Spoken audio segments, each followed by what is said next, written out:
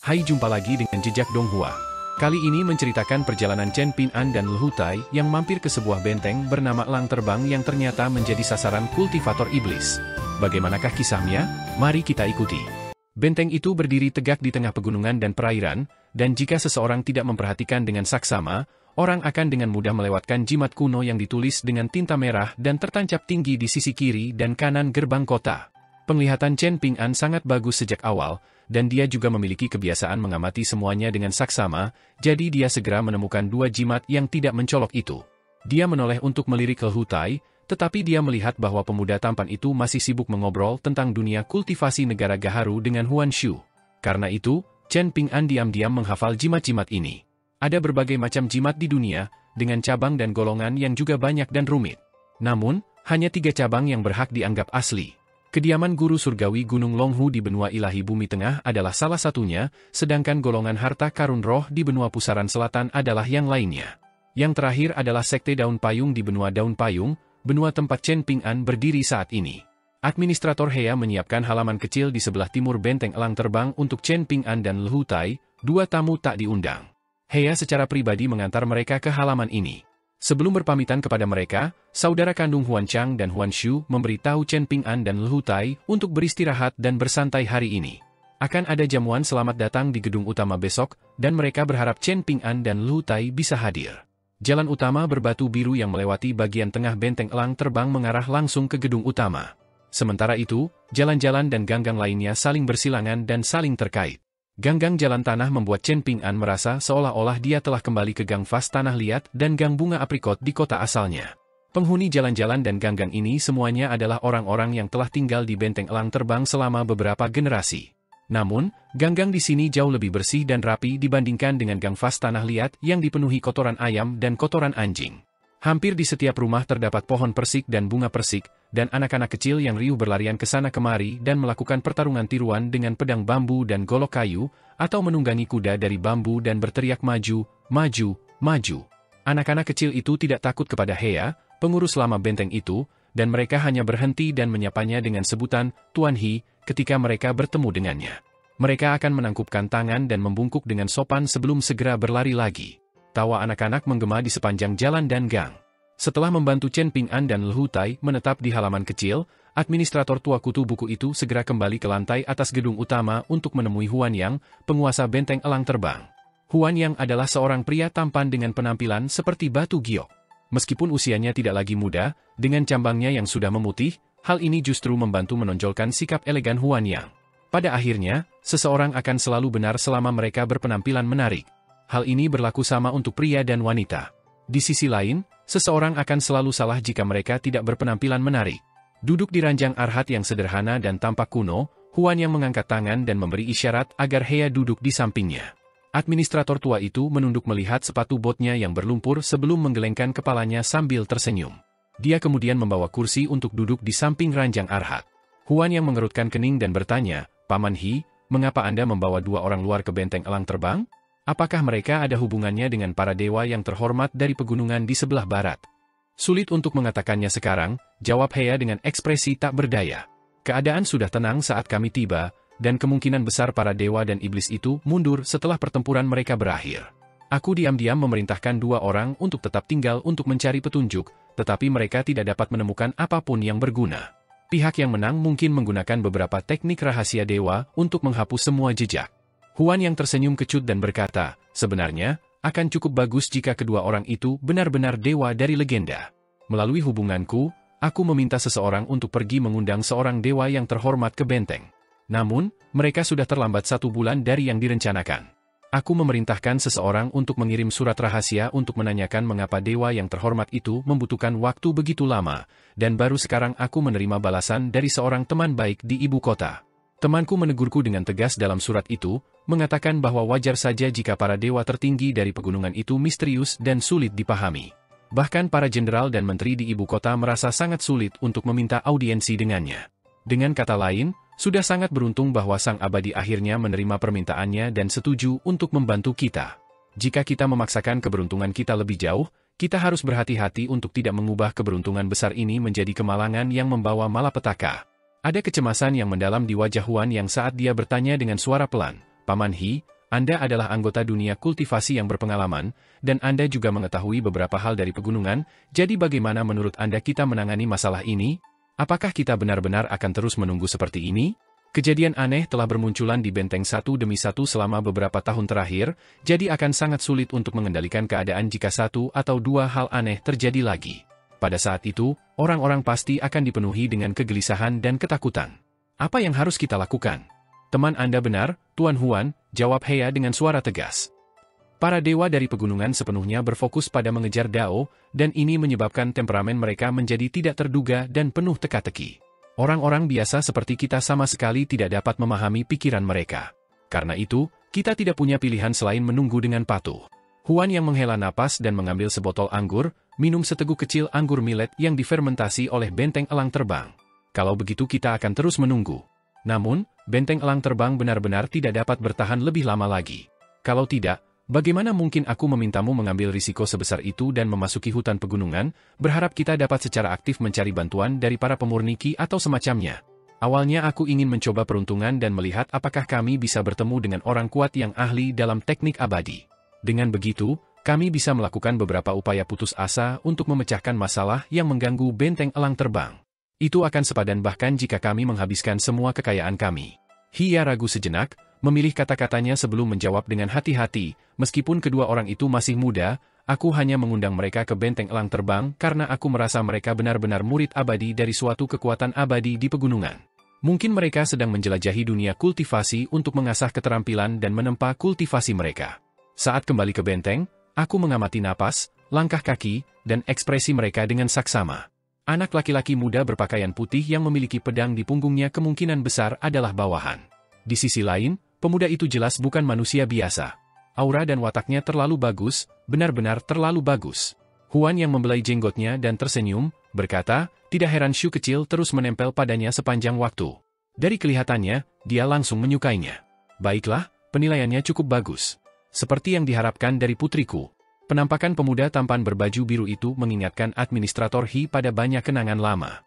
Ia tersenyum dan berkata, ketika menjelajahi dunia kultivasi bersama dengan penguasa benteng sebelumnya bertahun-tahun yang lalu, aku hanya bertemu dengan 2 atau 3 orang yang memiliki watak yang mengesankan.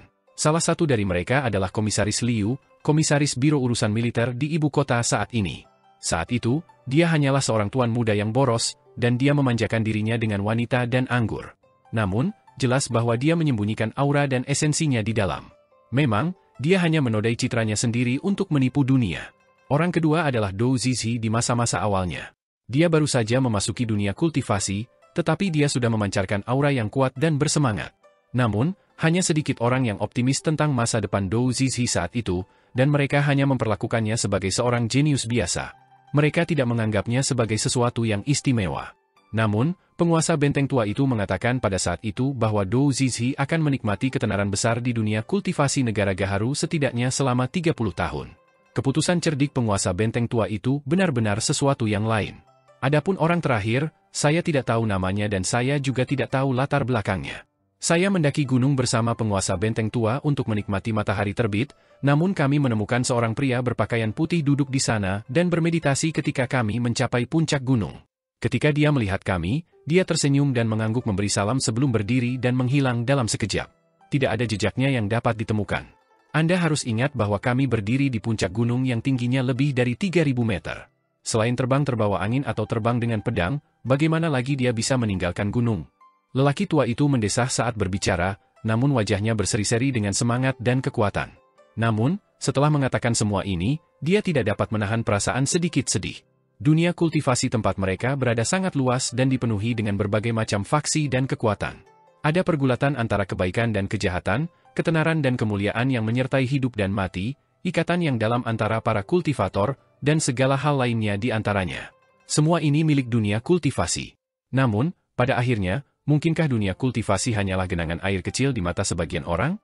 Orang-orang ini hanya perlu sedikit mengangkat kaki mereka jika mereka ingin melangkahi genangan air kecil ini. Akan tetapi, jika mereka terlalu malas, maka mereka hanya akan mengundurkan diri dan menyebabkan kehebohan besar, mungkin mengirimkan gelombang kejut besar ke seluruh dunia kultivasi. Huan yang sangat tertarik dengan hal ini, dan ingatan administrator lama itu menyapu bersih sebagian besar kekhawatiran yang terkumpul di benaknya. Paman He, mengapa Anda tidak memberitahu saya tentang hal-hal ini sebelumnya? Tanyanya sambil tersenyum. Untuk apa saya membicarakan hal-hal ini? Administrator lama itu menjawab dengan ekspresi mengejek diri sendiri. Elit sejati tidak membanggakan kejayaan masa lalu. Bagaimanapun, saya tidak pernah menjadi elit selama 1 hari pun dalam hidup saya. Tuan Benteng Tua yang menghancurkan patung seorang penegak Taois dengan 1 tebasan adalah elit sejati. Sedangkan saya hanyalah seseorang yang membantu membawa barang bawaan untuk Tuan Benteng Tua dan seseorang yang membantu menjaga kuda untuk Anda, Tuan Benteng saat ini. Saya akan mencoba untuk hidup beberapa tahun lagi di masa depan dan membantu mengatur pernikahan untuk Tuan Benteng Muda juga. Aku tidak akan menyesal lagi setelah itu. Huan yang menghela napas dengan emosi dan bertanya, bisakah orang abadi benar-benar mencapai Dao dan mencapai keabadian? Kamu dapat mengajukan pertanyaan ini lagi ketika orang abadi yang direkomendasikan oleh temanmu itu tiba, jawab administrator tua itu sambil terkekeh. Lu Tai merasa cukup puas dengan halaman kecil tempat mereka menginap. Halaman itu terletak di ujung gang kecil yang tenang dan sunyi. Dinding halaman itu juga dihiasi dengan pohon ara yang merambat. Lu Tai kemudian mendongak dan tersenyum sambil melambaikan tangan ke arah atap di kejauhan. Di dekat bubungan atap, seorang bawahan benteng elang terbang terengah-engah sebelum membungkuk dan melompat dari atap. Dia segera berlari untuk melaporkan situasi itu kepada administrator lama. Pemuda tampan itu telah mendeteksi kehadirannya, jadi sangat mungkin dia akan dicurigai memiliki niat jahat jika dia tinggal lebih lama. Pada saat itu, sangat mungkin semuanya akan kacau. Chen Ping'an duduk di kursi batu dan berkata pelan, tempat ini terasa agak aneh.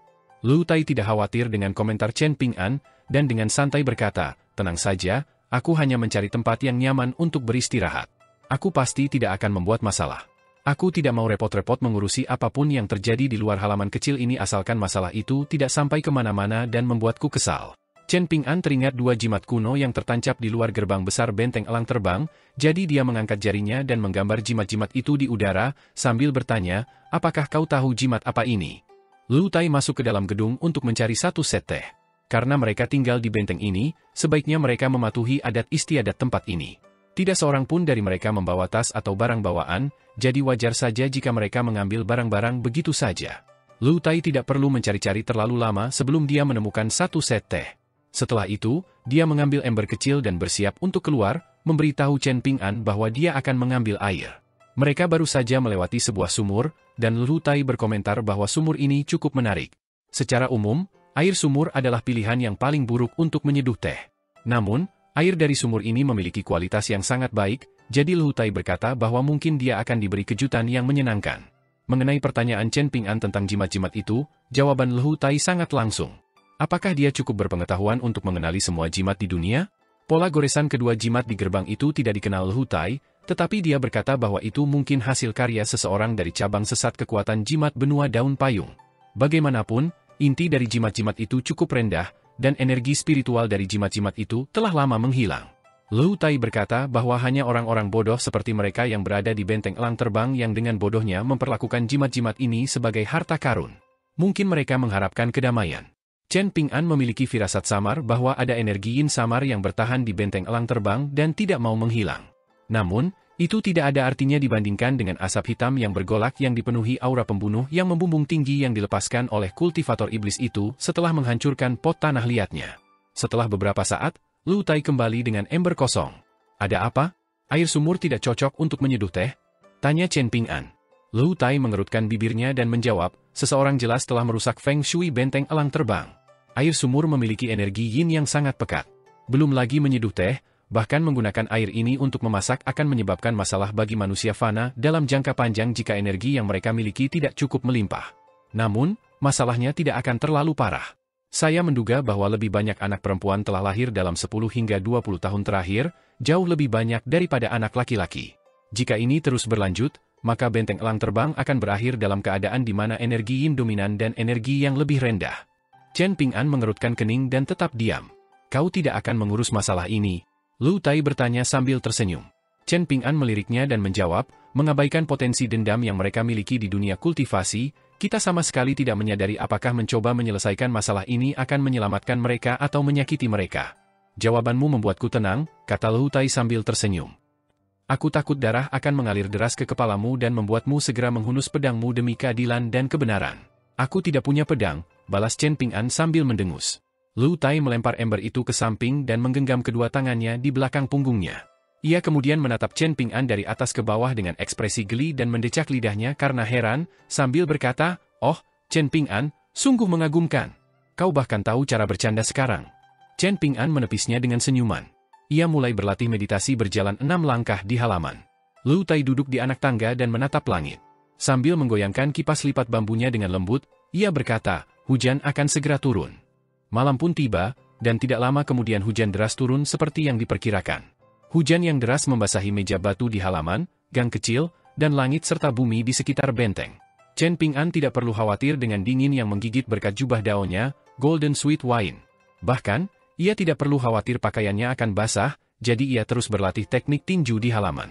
Bagaimanapun, Chen Ping'an terbius oleh sensasi pukulannya yang menghancurkan tetesan hujan. Sementara itu, Lu Tai sudah masuk ke dalam untuk berlindung dari hujan. Meskipun angin musim gugur dan hujan musim gugur menyebabkan suhu turun, pemuda tampan itu masih duduk di sana dan mengayunkan kipas lipat bambunya seperti biasa. Dia melamun, atau sesekali melirik Chen Ping'an yang sedang berlatih teknik tinjunya. Lu Tai melihat Chen Ping'an beralih dari berlatih teknik tinju ke teknik pedang. Namun, Chen Ping'an masih berpura-pura memegang pedang di tangannya dengan cara yang sangat aneh. Lu Tai tersenyum dan berkata, "Di masa lalu, orang-orang selalu memandang hujan sebagai penyatuan antara langit dan bumi dan keadaan harmoni timbal balik antara yin dan yang. Ini benar-benar menarik. Sungguh, aku bertanya-tanya bagaimana orang-orang di masa depan akan memandang kita." Chen Ping'an tidak menanggapi. Lu Tai selalu membuat pernyataan aneh dan misterius seperti ini, jadi tidak perlu memperhatikannya. Malam harinya, Lu Tai mematikan lampunya dan pergi tidur. Seperti biasa, Chen Ping'an bekerja keras hingga larut malam dan terus membaca. Dia membolak-balik kronik gunung dan laut. Hujan deras terus mengguyur di luar jendelanya. Sangat jarang melihat hujan deras seperti itu. Telinga Chen Ping'an sedikit terangkat, dan dia samar-samar bisa mendengar tawa gembira anak-anak bergema di gang kecil dan bergegas melewati halaman. Setelah beberapa saat, Chen Ping'an baru saja membalik halaman baru ketika dia mendengar suara tangisan lembut seorang wanita yang berjalan mendekat dari luar. Chen Ping'an sama sekali tidak terpengaruh. Setelah itu, suara batuk seorang lelaki tua perlahan menghilang di kejauhan. Orang harus menyadari bahwa halaman kecil ini terletak di ujung gang kecil, terletak di jalan buntu. Chen Ping'an menutup buku di tangannya dan meraih labu pemelihara pedangnya dari meja, menyeruput anggur sambil berjalan keluar dari kamarnya. Dia membuka pintu, dan seolah-olah hujan deras yang merobek langit dan bumi tiba-tiba berubah menjadi darah yang mengalir. Namun, semuanya kembali normal setelah Chen Ping'an mengedipkan matanya sekali.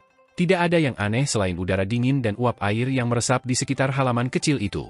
Chen Ping'an meraih kursi dan duduk di luar kamarnya, melepaskan sedikit auranya. Niat tinjunya yang murni dan lembut perlahan-lahan beredar di sekujur tubuhnya, menjaga hujan deras beberapa meter dari tubuhnya. Suara ketukan datang dari pintu halaman. Chen Ping'an baru saja akan berdiri dan berjalan untuk membuka pintu. Namun, ketukan itu tiba-tiba berhenti tepat pada saat ini. Setelah mengalaminya 2 atau 3 kali, Chen Ping'an memutuskan untuk mengabaikan ketukan itu sama sekali, dan mulai berlatih meditasi berdiri. Hujan deras berangsur-angsur mereda setelah 15 menit, berubah menjadi gerimis. Suara kuku yang menggesek permukaan keras terdengar dari pintu halaman. Chen Ping'an membuka matanya dan mendesah. Dia mengambil jimat penekan iblis pagoda harta karun dari kertas kuning dari lengan bajunya sebelum berdiri dan perlahan berjalan ke pintu halaman. Seperti matahari yang bersinar terang di langit malam, jimat kertas kuning di antara jari-jarinya bersinar dengan cahaya keemasan yang menyilaukan. Namun, Lu Tai tiba-tiba membuka pintunya dan berkata sambil menguap, "Cepat dan simpan itu. Kalau tidak, kamu mungkin secara tidak sengaja membuat hantu-hantu itu takut sampai mati." Chen Ping'an mengabaikan humor Lu Tai yang payah. Dia baru saja akan membuka pintu halaman dan melemparkan jimat kertas kuning itu ke gang kecil. Dia akan melakukan ini sebelum mempedulikan hal lain. "Jangan bertindak gegabah dan peringatkan lawan kita," Lu Tai memperingatkan. Chen Ping'an berpikir sejenak sebelum melanjutkan ke pintu halaman. Setelah menarik baut dan membuka pintu, dia melihat bahwa jelas tidak ada seorang pun di gang kecil dan berlumpur yang dipenuhi dengan energi yin yang menakutkan itu. Namun, dia bisa mendengar celoteh pelan yang mengambang di sekitarnya, dan dia bahkan bisa melihat jejak kaki dengan kedalaman dan ukuran yang bervariasi muncul di sepanjang gang berlumpur itu. Chen Ping'an membungkuk dan menempelkan jimat kertas kuning itu ke pintu halaman. Sebelum menutup pintu halaman dan kembali ke dalam, dia melihat sekeliling dan melihat 2 orang menerjang hujan dan berjalan melalui gang kecil di kejauhan, 1 orang dewasa dan 1 anak. Mereka berdua mengenakan pakaian putih kasar, dan anak itu tidak membalikkan tubuhnya saat dia memutar kepalanya 180 derajat untuk menghadap Chen Ping'an. Dia menyeringai dan tertawa pelan. Sekali lagi, Kepala anak laki-laki muda pucat pasi dalam pakaian berkabung putih itu berputar 180 derajat sebelum dia mengikuti orang dewasa itu maju dan menghilang ke kedalaman gang kecil. Ekspresi Chen Ping'an tetap tenang sepanjang waktu. Dia tidak menatap pemandangan mengerikan itu lagi, dan dia hanya melirik jimat penekan iblis di pintu halaman. Hatinya tidak perlu terlalu sakit karena jimat itu hanya terbuat dari kertas jimat kuning biasa. Pintu halaman basah kuyup karena hujan deras saat itu, tetapi jimat yang dipukul Chen Ping'an dengan santai menempel di sana dengan sangat kuat. Ada juga dua dewa pintu berwarna-warni yang paling sering terlihat menempel di pintu halaman. Namun, tidak diketahui apakah mereka adalah orang bijak dari kuil orang bijak bela diri benua daun payung atau jenderal berjasa dari negara Gaharu. Sudah lebih dari setengah tahun, jadi dewa pintu berwarna-warni itu telah kehilangan sebagian besar warnanya karena hukuman dari unsur-unsur alam. Mereka sedikit kusam, dan bahkan ada sedikit tanda-tanda penuaan dan pembusukan pada mereka. Qi dan darah Chen Ping'an jauh lebih kuat setelah maju ke tingkat keempat seni bela diri, dan jiwanya juga jauh lebih tangguh dari sebelumnya. Dengan demikian, cara pandangnya terhadap dunia secara alami berbeda dari sebelumnya. Mirip dengan bagaimana pemurni Qi dapat mengamati Qi, Chen Ping'an juga dapat melihat sekilas energi spiritual yang mengalir sekarang. Ini khususnya terjadi setelah mengenakan Golden Sweet Wine, karena ia dapat memverifikasi pengamatannya dengan memahami jumlah energi spiritual yang diserap jubah daonya. Ini sangat membantu. Ia menatap kedua dewa pintu yang mengenakan baju besi yang cerah dan bermartabat. Kenyataannya, sedikit aura ilahi mereka telah lama menghilang, perlahan-lahan terkikis dan akhirnya padam oleh energi yin yang meresap melalui gang kecil yang aneh ini. Apakah ini dapat dianggap sebagai pahlawan yang terjebak dalam keadaan sulit? Chen Ping'an mendesah dan berdiri dengan ujung kakinya, menggunakan jari-jarinya untuk meratakan lipatan kecil pada jimat penekan iblis pagoda harta karun. Menurut nilai pasar, berapa pasang dewa pintu berwarna-warni yang dapat ia beli dengan harga satu jimat penekan iblis pagoda harta karun? Ia merasa sedikit marah saat memikirkan ini. Chen Ping'an sangat menyadari apa yang ingin dilakukan oleh para hantu dan entitas yin itu. Mereka menunjukkan kekuatan mereka dan kemungkinan besar mencoba menghalangi Chen Ping'an dan Le Hutai dari melakukan sesuatu yang aneh. Mereka memberi peringatan kepada kedua orang luar dengan energi yang melimpah ini, membujuk mereka untuk meninggalkan tempat ini sesegera mungkin. Dengan begitu, kedua pihak dapat mengurus urusan mereka sendiri. Chen Ping'an masuk ke dalam dan mengunci pintu. Le Hutai tidak berniat untuk kembali tidur setelah bangun, jadi dia juga mengambil kursi dan duduk di halaman. Sebelum Chen Ping'an sempat berkata apa-apa, Le Hutai mengambil inisiatif dan menjelaskan, jika menyangkut entitas yin dengan basis kultivasi lemah, beberapa dari mereka hanya akan menakut-nakuti orang dan paling banter menyakiti manusia dengan energi yang secara alamiah lemah. Atau mereka mungkin berkeliaran di malam hari dan tiba-tiba muncul untuk menakut-nakuti orang, memanfaatkan jiwa orang yang gemetar untuk mengambil sedikit jiwa mereka. Beberapa entitas yin ini juga akan menargetkan orang-orang yang leluhurnya tidak mengumpulkan pahala dan dewa pintunya telah kehilangan kekuatan. Mereka akan memasuki mimpi buruk orang-orang ini dan menyebabkan mereka menderita kelumpuhan tidur. Ada beberapa manusia yang tidak mengerti aturan dan mencari masalah untuk diri mereka sendiri. Misalnya, mereka mungkin kencing di jalan-jalan hantu entitas yin dan dengan demikian mendatangkan masalah bagi diri mereka sendiri. Lu Tai mengambil kipas lipat bambunya dan mulai menggoyangkannya maju mundur dengan keras. Udara dingin di halaman langsung berhamburan, digantikan oleh rasa nyaman dan hangat yang tak dapat dijelaskan. Gumpalan asap abu-abu mengepul dari hujan sebelum berputar-putar dan akhirnya menghilang.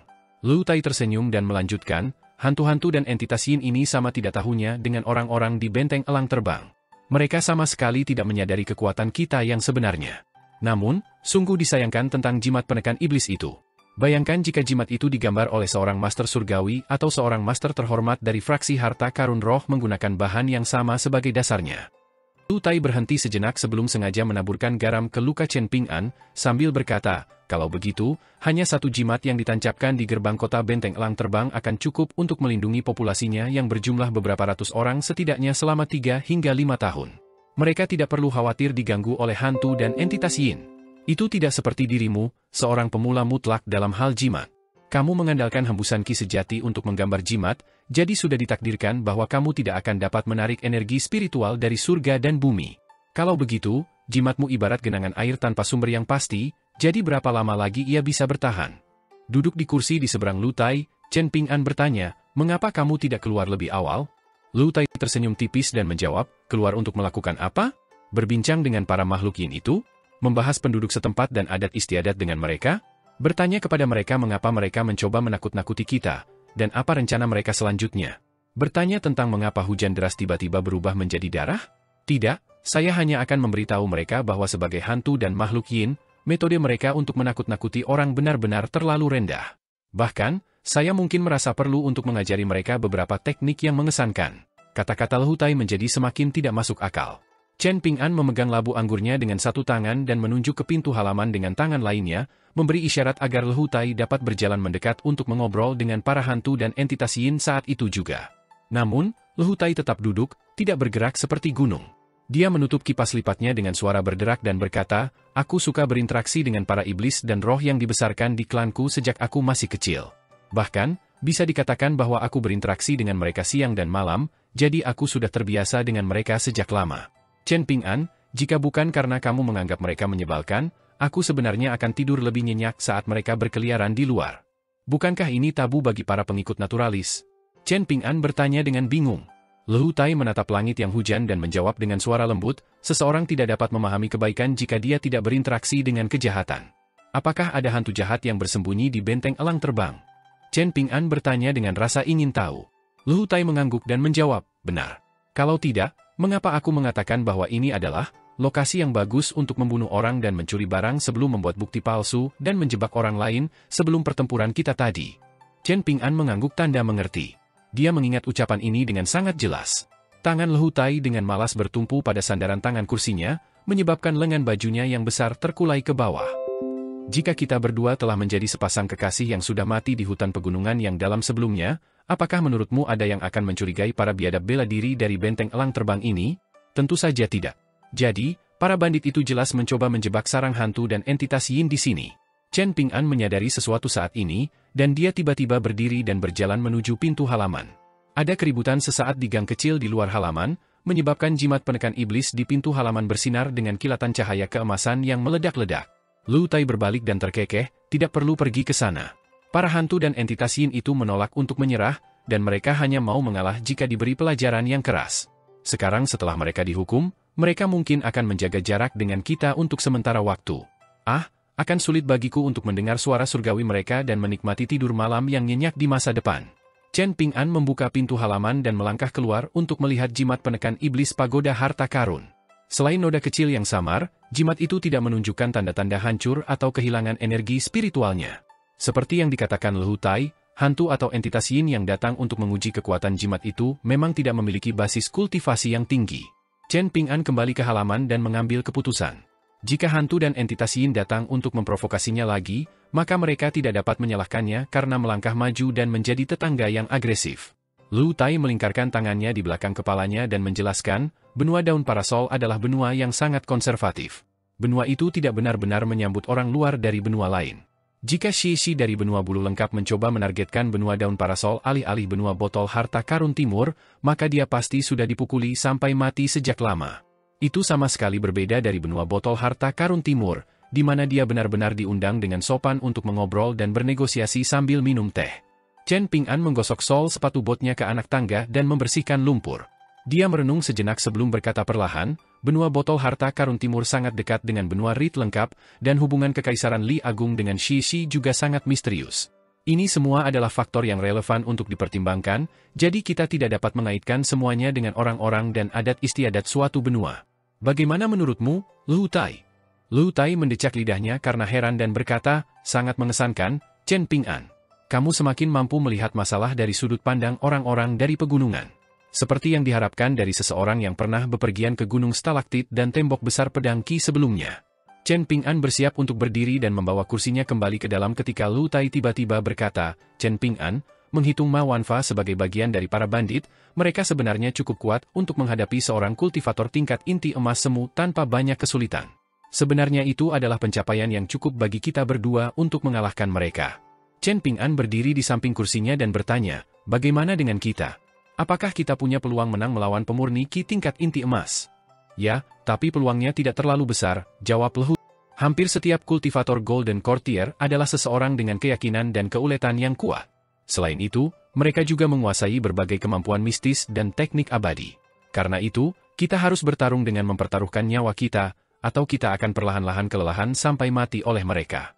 Kamu seharusnya sudah tahu, kan? Segalanya akan menjadi sangat berbeda setelah seorang pemurni Qi mencapai tingkat ke-9, Golden Courtier, dan setelah seorang seniman bela diri murni mencapai tingkat ke-7. Jika digabungkan, kemajuan ke tingkat ke-9 dan tingkat ke-7 ini disebut mengguncang surga dan bumi. Chen Ping'an duduk kembali dan menggelengkan kepalanya, menjawab, sebenarnya aku tidak tahu banyak tentang ini. Bisakah kau menjelaskannya padaku? Mata Lu Tai berbinar, dan dia bertanya, bisakah aku memberimu 100 koin kepingan salju lebih sedikit saat kita berbagi rampasan lain kali jika aku menjelaskan ini padamu? Chen Ping'an tidak tahu apakah harus tertawa atau menangis. Kau masih peduli dengan 100 koin kepingan salju? Lu Tai tertawa dan menjawab, tentu saja aku tidak peduli dengan koin-koin kepingan salju ini. Sebaliknya, aku hanya menyukai perasaan mendapatkan sedikit keuntungan.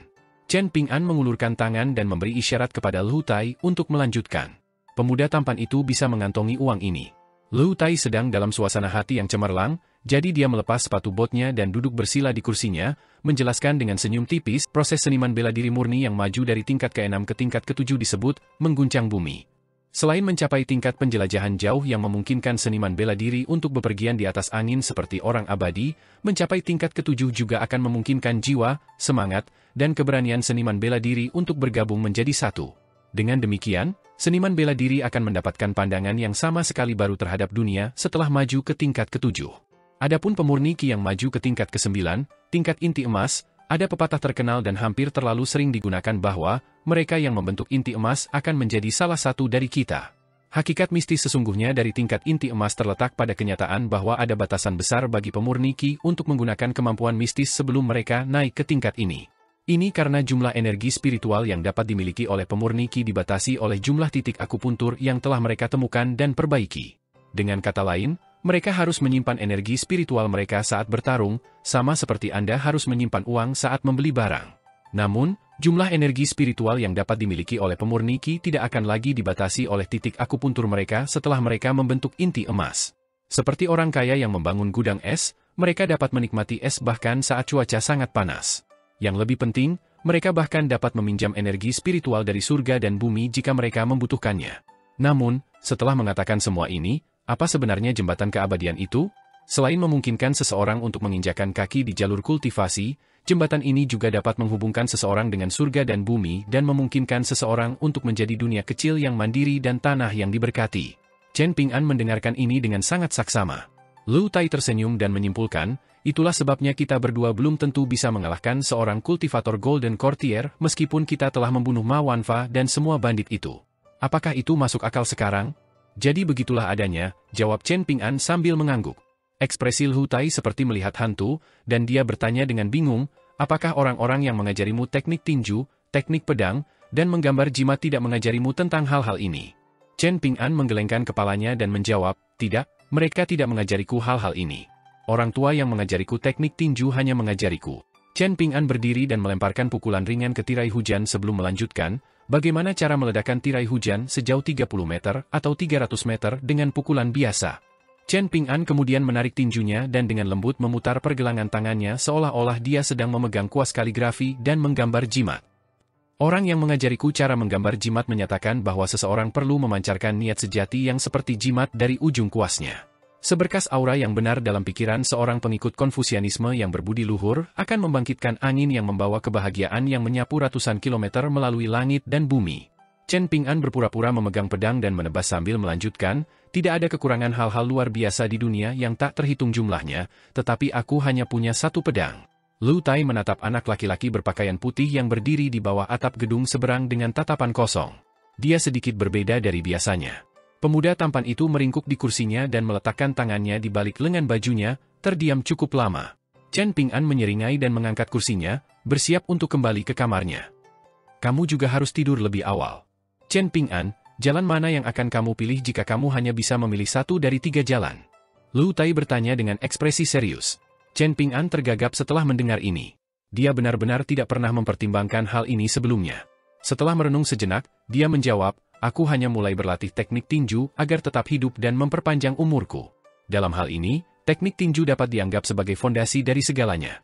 Aku akan terus berlatih teknik tinju di masa depan, dan jika aku berhasil hidup cukup lama, aku berharap bisa melontarkan lebih dari 10 juta pukulan. Tentu saja, aku harus maju ke tingkat ke-7 seni bela diri selama waktu ini.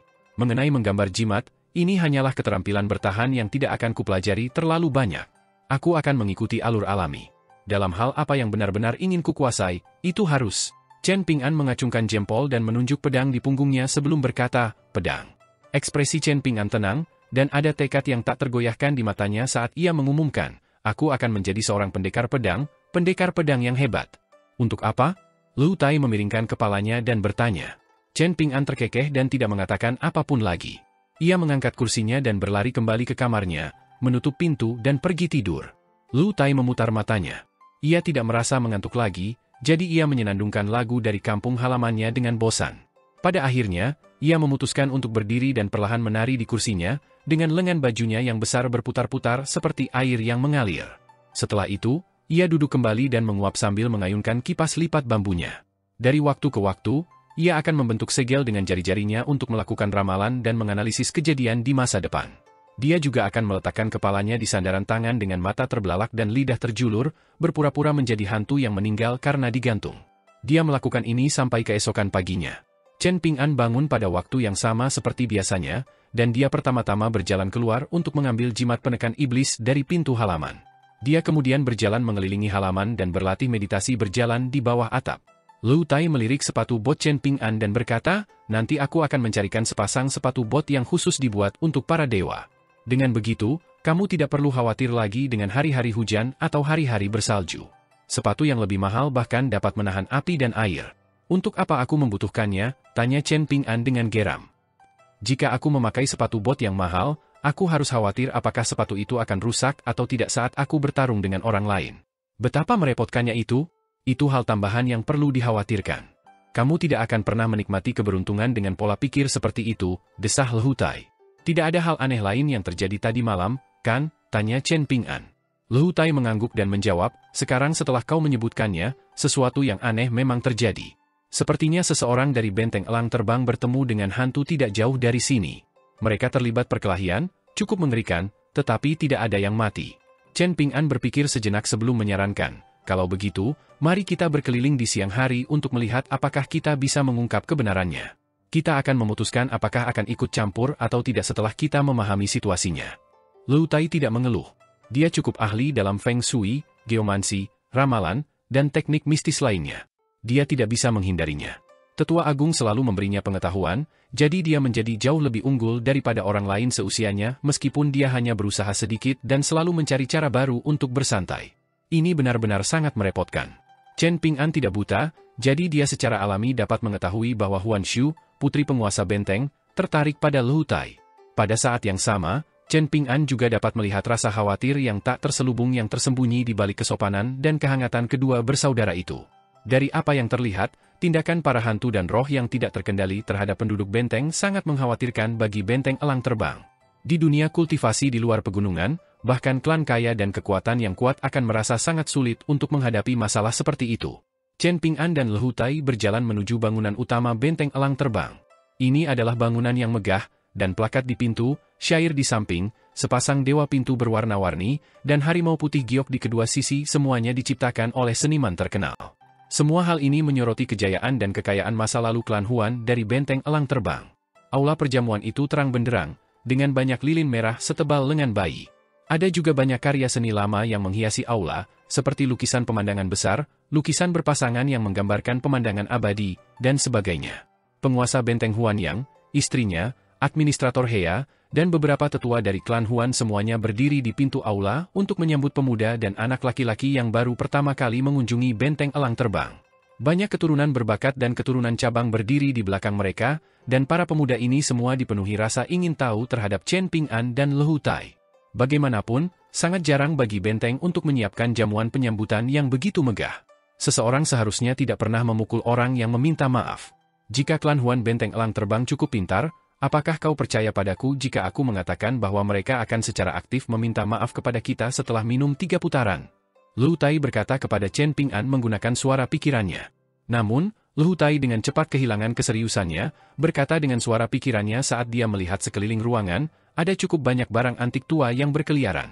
Sepertinya leluhur klan Huan benteng elang terbang cukup kaya, ya? Mereka hidup cukup baik dibandingkan dengan pasukan lain di luar pegunungan di benua daun parasol. Hampir dapat dipastikan bahwa mereka tidak akan membutuhkan bantuan kita jika mereka tidak dipaksa bersembunyi di tempat terpencil ini karena bencana itu.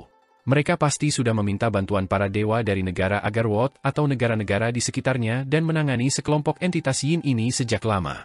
Sebelum datang ke sini, Lehutai sempat menyebutkan sesuatu tentang murid-murid komersialis di dunia. Murid-murid ini telah mengusulkan gagasan tentang uang lama dan uang baru. Dengan kata lain, uang kertas dan bank harus dikategorikan sebagai baru atau lama. Ada beberapa bank lama dengan sejarah ratusan atau bahkan ribuan tahun dan masih kuat, dan ada juga beberapa bank baru yang baru saja berkuasa. Akibatnya, uang kertas yang dikeluarkan oleh bank-bank ini secara alami berbeda dalam hal apakah mereka lama atau baru. Chen Ping'an dengan cermat memperhatikan sesuatu yang aneh tentang istri penguasa benteng sebelum dia duduk. Auranya keruh dan berkabut, dan ini dalam arti awan gelap dan kabut hitam. Jelas bahwa auranya terkontaminasi dengan kotoran. Meskipun dia tampak cantik dan sehat, kenyataannya adalah bahwa energi vitalnya memudar dan kekuatan hidupnya sudah hampir habis. Lehutai bahkan tidak meliriknya sedikit pun. Perjamuan itu tidak terlalu mewah, dan tidak dapat dikatakan bahwa ada makanan lezat eksotis dari pegunungan dan laut. Sebaliknya, ada hewan buruan dari sungai dan buah-buahan serta sayuran yang sedang musim. Huan yang tetap sangat rendah hati sepanjang waktu, tidak berpura-pura. Sebenarnya, Chen Ping'an dapat dengan jelas merasakan ketidaknyamanan para keturunan klan Huan tersebut. Mereka bersikap asal-asalan saat makan dan minum, dan seringkali mereka hanya akan minum saat penguasa benteng menyarankan untuk bersulang bagi semua orang. Namun, Lehutai salah menebak, dan penguasa benteng Huan yang tidak menyebutkan masalah mengenai gang aneh itu kepada mereka bahkan saat perjamuan hampir berakhir. Ia hanya menyatakan bahwa lingkungan di benteng elang terbang itu keras, jadi ia meminta Chen Ping'an dan Lehutai untuk memaafkan benteng tersebut jika benteng tersebut tidak dapat merawat mereka dengan baik.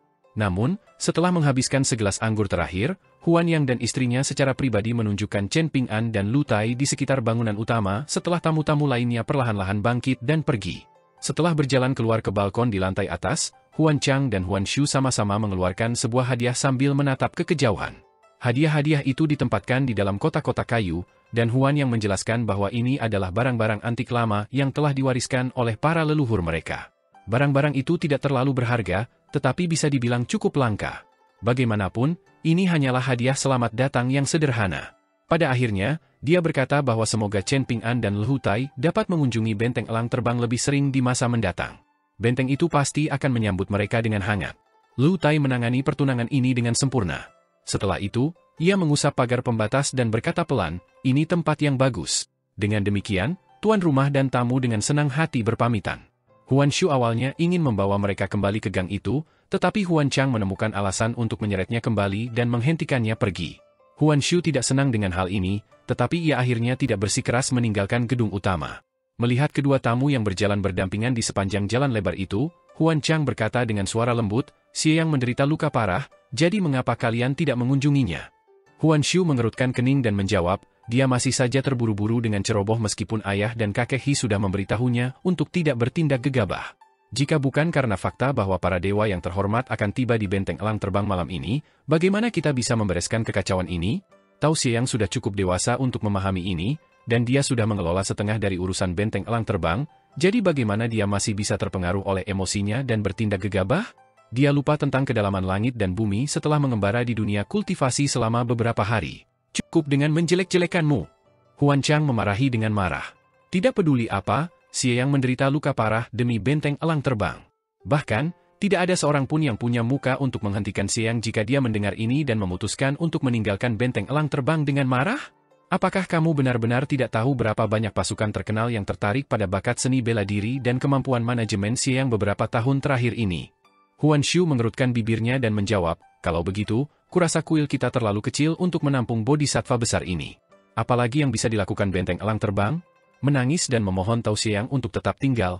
Huan Chang berbalik dan memarahi dengan suara tegas, Huan Shu, bagaimana ucapanmu menjadi semakin kasar? Apakah hati nuranimu telah dimakan oleh seekor anjing? Kamu dan Xieyang tumbuh bersama seperti keluarga, dan dia juga saudara laki-lakiku yang sangat baik. Tepi mata Huan Shu menjadi merah cerah. Dia merasa sedikit kesal, dan ini adalah pertama kalinya dia melihat kakak laki-lakinya menjadi begitu marah. Suaranya bergetar saat dia berkata, tapi aku tidak ingin menikah dengannya. Dia mungkin menyukaiku, tetapi aku tidak menyukainya. Apalagi yang bisa kulakukan tentang ini? Huan Chang menghela napas setelah mendengar ini. Setiap orang memiliki beban masing-masing untuk ditanggung. Ini adalah masalah yang sangat sulit untuk diselesaikan. Ini sama seperti Huan Chang yang tidak bisa memahami Tao Xieyang. Seorang bidadari yang cantik dan luar biasa dari dunia kultivasi telah jatuh cinta padanya pada pandangan pertama, namun Tao Xieyang entah bagaimana menolak untuk membalas perasaannya. Di sisi lain, Tao Xieyang telah menyukai adik perempuannya selama bertahun-tahun, dan ini adalah hubungan yang seharusnya terbentuk dan berkembang secara alami, yang akhirnya berpuncak pada pernikahan. Namun, adik perempuannya tidak dapat mengembangkan perasaan romantis padanya apapun yang terjadi. Mengenai apa yang akan terjadi setelah Tao Xieyang menikahi adik perempuannya, Huan Chang tidak terlalu memikirkannya. Lebih tepatnya, dia tidak mau terlalu banyak memikirkannya. Tao Xieyang mendapat dukungan tak berwujud dari administrator Hea, dan dia juga telah bepergian jauh dan luas selama bertahun-tahun terakhir. Akibatnya, semua orang di Benteng Elang Terbang sangat menghormati Tao Xieyang. Jika Tao Xieyang menikahi adik perempuannya, apakah Benteng Elang Terbang mungkin akan diperintah oleh seseorang dengan nama keluarga yang berbeda di masa depan? Angin musim gugur menyegarkan, dan sungai bintang-bintang menyilaukan. Namun, seolah-olah setiap bintik bintang mewakili perasaan melankolis di dunia. Pada malam ini, seorang asing dengan sikap seperti makhluk abadi tiba di jalan kecil di luar Benteng Elang Terbang sebelum Chen Ping'an dan Lu Tai tiba kembali di gang kecil itu. Hanya penguasa Benteng Huan Yang dan administrator Hea yang keluar untuk menyambutnya. Mereka berdiri dengan hikmat dan penuh hormat sambil meletakkan tangan di samping tubuh, dan sambutan yang mereka berikan sama sekali tidak berisik. Namun, sambutan ini jauh lebih praktis dan tulus dibandingkan dengan jamuan penyambutan yang mereka sediakan untuk Chen Ping'an dan Lu Tai. Orang yang berjalan mendekat adalah seorang pria jangkung dan tegap dengan tatapan tajam. Ia sedang menuntun seekor kuda putih salju yang tampan dengan tali kekang, dan tampak berusia sekitar 40 tahun. Ada sebuah pengusir lalat di tangannya dan jimat kayu persik di pinggangnya saat ia berjalan dengan anggun. Ada juga 2 ikat cabang pohon pinus dan cemara yang tergantung di kedua sisi pelana, dan ini tampak sangat aneh. Karakter, memadamkan kekhawatiran, tertulis di pengusir lalatnya. Tuan Benteng Huan Yang dan administrator Hea buru-buru membungkuk memberi salam, berkata, "Selamat datang, Dewa Abadi yang terhormat dari Gunung Kedamaian dan Ketenangan." Pria paruh baya itu mengangguk dan berkata dengan senyum tipis, "Tidak perlu bersikap sopan. Merupakan tanggung jawab para dewa dari pegunungan untuk pergi keluar untuk menaklukkan iblis dan melenyapkan iblis." Sebelum Huan Yang bisa mengatakan apapun, pria yang menuntun kuda itu sudah melihat ke langit di atas benteng dan menganalisis, benar saja, ada energi yin yang sangat terkonsentrasi dan aura pembunuh berkumpul di atas benteng. Kalau aku tidak salah, Benteng Elang Terbang seharusnya baru saja mengalami hujan deras. Kalian berdua harus tahu bahwa itu bukanlah hujan musim gugur biasa. Melainkan, itu adalah iblis dan hantu jahat di daerah ini yang sedang membentuk formasi dan melepaskan kemampuan mistis dengan tujuan menghentikan Benteng Elang Terbang agar tidak memiliki keturunan di masa depan. Huan Yang dan administrator tua itu saling bertukar pandang sebelum yang pertama menangkupkan tinjunya dan berkata, "Yang Mulia Abadi, Benteng Elang Terbang bersedia membangun kuil untuk menghormati Anda selama Anda mampu menyelamatkan populasi sekitar 500 orang di sini. Kami juga bersedia menyerahkan pedang berharga, Halting Snow, yang diperoleh leluhur kami melalui keberuntungan. Keturunan klan Huan akan menghormati Anda dan Gunung Kedamaian dan Ketenangan setidaknya selama 100 tahun. Kami akan melakukan segala yang kami mampu untuk membalas budi Anda." Pria paruh baya itu menjentikan penghapus lalatnya sambil tersenyum riang dan menjawab, "Kita bisa membahas masalah ini setelah saya menyelamatkan Benteng Elang Terbang. Jika tidak, nasib karma positif ini tidak akan lebih dari sekadar transaksi bisnis yang dipenuhi bau tembaga." Huan Yang terharu hingga meneteskan air mata, dan dia terisak-isak, "Yang Mulia Abadi begitu mulia dan tak ternoda. Saya minta maaf atas ketidaksopanan saya." Pria paruh baya itu mengabaikannya dan berjalan maju dengan kudanya, sepenuhnya memperlihatkan sikapnya yang luar biasa sebagai seorang abadi. Malam harinya, seorang lelaki tua lain yang lelah dan kusut tiba di Benteng Elang Terbang. Namun, ia hampir dihentikan di gerbang dan diminta untuk pergi. Pada akhirnya, teman Tao Xieyang, pendeta Tao muda Huang Xiang, yang bergegas datang setelah mendengar tentang hal ini. Baru pada saat itulah lelaki tua itu diizinkan masuk ke Benteng Elang Terbang. Lelaki tua itu dengan santai duduk di sebuah gang, dan ini menyebabkan rasa malu dan bersalah memenuhi wajah Huang Xiang. Namun, lelaki tua itu tidak terlalu peduli tentang hal ini, dan dia berjalan di sekitar benteng meskipun sudah larut malam. Selama penyelidikannya, dia juga membungkuk di beberapa sumur dan mencium bau airnya. Setelah kembali ke halamannya, lelaki tua itu tiba-tiba mendongak dengan terkejut dan melompat ke atap bangunan dengan ketukan kakinya. Dia menatap ke suatu tempat di kejauhan dan dengan hati-hati memeriksanya sejenak. Setelah kembali ke halaman, dia berbalik dan bertanya, "Sudah ada kultivator kuat yang menjaga Benteng Elang Terbang?" Huang Xiang tergagap setelah mendengar ini, dan dia menjawab, "Saya tidak yakin apakah mereka kultivator kuat atau tidak. Namun, saya tahu bahwa 2 orang muda tiba di Benteng Elang Terbang 2 hari yang lalu. Yang satu adalah seorang pemuda yang anggun dan tampan, dan yang satunya adalah seorang anak muda pendiam dengan pedang di punggungnya. Apakah mereka berdua tidak memberikan bantuan saat kamu dan Tao Xiang mengalami bahaya sebelumnya? Tanya lelaki tua itu. Pengurus lama yang menyelamatkan kita. Kedua orang itu tidak muncul di tempat kejadian, jawab Huang Xiang sambil tersenyum pahit. Heya memang menguasai beberapa teknik Dao yang dangkal, kata lelaki tua itu sambil mengangguk. Namun, ada perbedaan yang cukup besar antara keterampilannya dan tingkat jimat yang ditempelkan kedua orang itu di pintu halaman mereka. Pendeta Dao muda itu tergagap dan bertanya, kedua orang itu seusia denganku, tetapi guru mengatakan bahwa mereka sudah seusia denganmu? Mungkin mereka adalah orang-orang abadi yang terhormat yang telah menguasai teknik Dao mistis. Orang tua itu terkekeh dan menjawab, memangnya kenapa kalau mereka masih muda? Dewa abadi yang sejati adalah mereka yang bisa memindahkan gunung dan membalikan lautan meskipun mereka masih sangat muda. Kultivator setengah hati sepertiku hanya mengandalkan usia untuk mengasah dasar kultivasi yang sangat rendah. Faktanya, kekuatan abadi sejati di pegunungan tidak menganggap kita sebagai sesama kultivator yang berjalan di jalan yang sama. Huang Xiang masih sedikit skeptis, dan dia yakin bahwa ini adalah kasus gurunya yang mulia dan rendah hati. Dia menganggap gurunya sebagai makhluk yang benar-benar transenden yang tidak terlalu peduli dengan ketenaran dan kekayaan dan tidak suka membanggakan kultivasinya yang abadi. Orang tua itu tidak mengatakan apa-apa lagi. Dibandingkan dengan para abadi yang dapat bepergian dengan angin dan terbang menembus awan, dapat dikatakan bahwa dia telah menyia-nyiakan seluruh waktunya dan hidup seperti anjing. Pada akhirnya, ini bukanlah hal yang menyenangkan untuk dibahas. Di tempat lain, Chen Ping'an menempelkan jimat penekan iblis pagoda harta karun lainnya di pintu halaman. Baik dia maupun Lehu Tai tidak merasa mengantuk, jadi mereka berdua duduk di halaman dan mengobrol santai satu sama lain. Ekspresi Chen Ping'an serius, sementara Lu Tai tersenyum dengan mata menyipit dan mengayunkan kipas bambunya ke depan dan ke belakang seperti biasa. Chen Ping'an baru saja hendak mengatakan sesuatu, namun Lu Tai mengangkat tangan dan menghentikannya bicara, memperingatkannya, tidak akan efektif lagi kalau kamu membicarakannya. Pemuda tampan itu mengganti topik pembicaraan dan berkata dengan geli, jubah Dao Mu, anggur manis emas, 2 pedang terbang di dalam labu pemelihara pedangmu, dan rantai pengikat iblis kelas harta abadi milikmu. Seberapa mengesankan dirimu saat mencapai tingkat ke-7 seni bela diri di masa depan? Chen Ping'an tersenyum penuh pengertian dan berkata dengan sikap terbuka dan ceria, tetapi orang lain tidak akan tahu tentang darah, keringat, dan air mata di balik semua ini. Apakah menurutmu sangat aneh bahwa aku tidak pernah menganggap diriku sebagai seorang kultivator pedang? Lu Tai mendesah dan bertanya. Apa yang aneh tentang itu? Chen Ping'an mendengus. Bukankah ini hanya karena kamu takut ketinggian? Kamu mengambil Pulau Osmanthus saat bepergian dari kota Naga Tua ke Gunung Stalaktit, dan kamu mengambil paus penelan harta karun saat bepergian dari Gunung Stalaktit ke benua daun parasol. Apakah kamu pernah naik kapal kun sebelumnya? Lu Tai tersipu malu, dan ia segera melemparkan kipas lipat bambunya ke arah Chen Ping'an.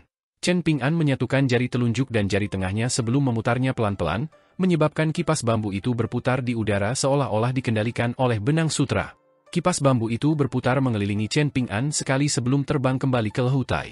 Pemuda tampan itu menangkap kipas bambu itu dan mendecak lidahnya dengan heran, sambil berkata, betapa cepatnya kamu belajar. Kamu sudah mempraktikkan apa yang kamu pelajari sebelumnya. Mungkin teknik kinesis pedang para ahli pedang sangat misterius di dunia kultivasi. Namun, bagi Chen Ping'an yang berada di tingkat keempat seni bela diri, menguasai satu teknik memungkinkannya menguasai semua teknik. Matahari musim gugur terasa hangat, dan Lu Tai sedang duduk di halaman dan memainkan permainan Go dari buku panduan sendirian. Chen Ping'an sedang berlatih teknik dari kitab suci pedang sejati di dekatnya. Benteng elang terbang tidak melanggar privasi mereka lagi setelah Lu Tai mendeteksi mata-mata dari benteng terakhir kali. Memanfaatkan kesempatan ketika Chen Ping'an sejenak berhenti berlatih teknik pedangnya, Lu Tai tiba-tiba bertanya, Chen Ping'an, haruskah aku mengajarimu cara bermain Go?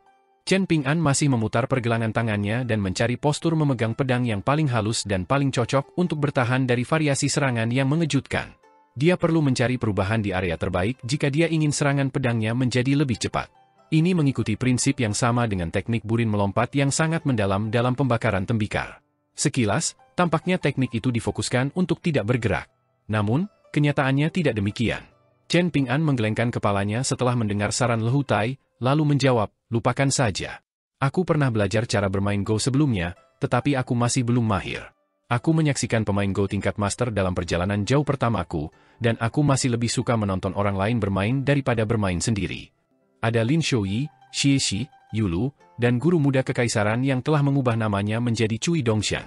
Masing-masing dari mereka lebih ahli dalam Go daripada yang lain. Chen Ping'an sering melihat mereka bermain Go, tetapi dia masih tidak dapat memahami apakah suatu langkah itu baik atau buruk dan strategi jangka pendek atau jangka panjang seperti apa yang digunakan kedua belah pihak. Jadi, dia merasa tidak memiliki bakat dalam hal bermain Go. Meskipun demikian, dia masih menikmati menonton pertandingan Go seperti halnya dia menikmati menonton Lehu Tai menyeduh teh. Semua itu adalah pengalaman yang sangat menyenangkan. Selama perjalanannya ke negara Sui besar, Chen Ping'an juga menikmati menonton pertandingan Go antara Lin Shui dan Xie Xie. Chen Ping'an merasa bahwa kondisi meditasi yang dialami orang saat bermain Go sangatlah indah. Lu Tai tidak mempermasalahkan penolakan Chen Ping'an untuk belajar, dan bertanya sambil tersenyum, apakah kamu tahu apa kondisi puncak saat bermain Go? Chen Ping'an tentu saja tidak tahu. Lu Tai mencubit sepotong Go dan meletakkannya di papan sebelum berkata dengan ekspresi bersemangat di matanya, tidak ada seorang pun di depan. Chen Ping'an merenungkan hal ini sejenak sebelum mengangguk mengerti. Giliran Lu Tai yang terkejut, dan dia mengangkat kepalanya dan melirik Chen Ping'an, bertanya, kau benar-benar mengerti ini? Chen Ping'an perlahan berjalan di sekitar halaman, membawa kinya ke dantiannya dan membiarkan niat tinjunya mengalir ke sekeliling. Ini tampak biasa-biasa saja pada pandangan pertama, namun pada kenyataannya, anak muda itu telah mencapai keadaan di mana auranya luas dan tenang seperti air yang dalam. Chen Ping'an tersenyum dan menjawab, teknik pedang seseorang dan teknik tinju orang tua yang membantuku menempa seni bela diri tingkat ketigaku semuanya memancarkan perasaan ini. Seperti yang kau katakan, tidak ada seorang pun di depan. Lu Tai sedikit goyah. Hal ini terjadi meskipun Lu Tai telah menyaksikan terlalu banyak orang menarik dan pemandangan indah, dekorasi mewah dan makanan mewah, orang-orang mulia dan orang-orang berkuasa, orang-orang anggun dan orang-orang yang riang, dan orang-orang abadi yang memperlakukan awan sebagai makanan dan embun sebagai minuman. Terlepas dari semua ini, menonton Chen Ping'an berlatih teknik tinju masih merupakan suatu bentuk kenikmatan. Namun, Lu Tai merasa Chen Ping'an bisa melakukannya dengan lebih baik. Dia berdiri dan menarik napas dalam-dalam. 4 gumpalan udara putih perlahan-lahan keluar dari hidung dan telinganya, tetapi mereka tidak menjauh ataupun menghilang. Sebaliknya, mereka seperti 4 ular piton putih ramping yang tergantung terbalik di wajah Lu Tai. Chen Ping'an sedikit bingung. Dia tidak tahu apa yang Lu Tai coba lakukan. Lu Tai berjalan ke tengah halaman dan menjelaskan dengan perlahan, seniman bela diri murni melembutkan Qi, dan pemurni Qi juga memelihara dan melembutkan Qi. Saat kita bernapas dan bermeditasi, kita tidak dapat lepas dari materi yang disebut Qi. Saat menggambarkan manusia, frasa, Qi setipis benang, menyiratkan bahwa seseorang sedang mencapai akhir hidupnya. Namun, frasa ini memiliki makna yang sama sekali berbeda saat digunakan untuk menggambarkan kultivator pedang. Lu Tai mengembuskan napas perlahan, menyebabkan Qi-nya mengembun menjadi benang-benang seperti sutra. Pada akhirnya, benang-benang ini berubah menjadi pedang mini di depannya. Lu Tai meniup pedang itu dengan lembut. Jantung Chen Ping'an tersentak, dan dia dengan cepat menoleh ke samping. Semburan cahaya putih melesat cepat melewati telinganya. Setelah itu, semburan cahaya putih yang sangat tipis itu mulai melesat dengan ganas di sekitar halaman, meninggalkan jejak cahaya yang menyebar sangat lambat di belakangnya. Tak lama kemudian, seolah-olah halaman itu telah berubah menjadi sangkar yang terbentuk dari Qi pedang. Itu seperti kolam petir yang dipenuhi dengan Qi pedang yang kuat. Lu Tai menghentakkan kakinya, menyebabkan fenomena aneh itu langsung lenyap.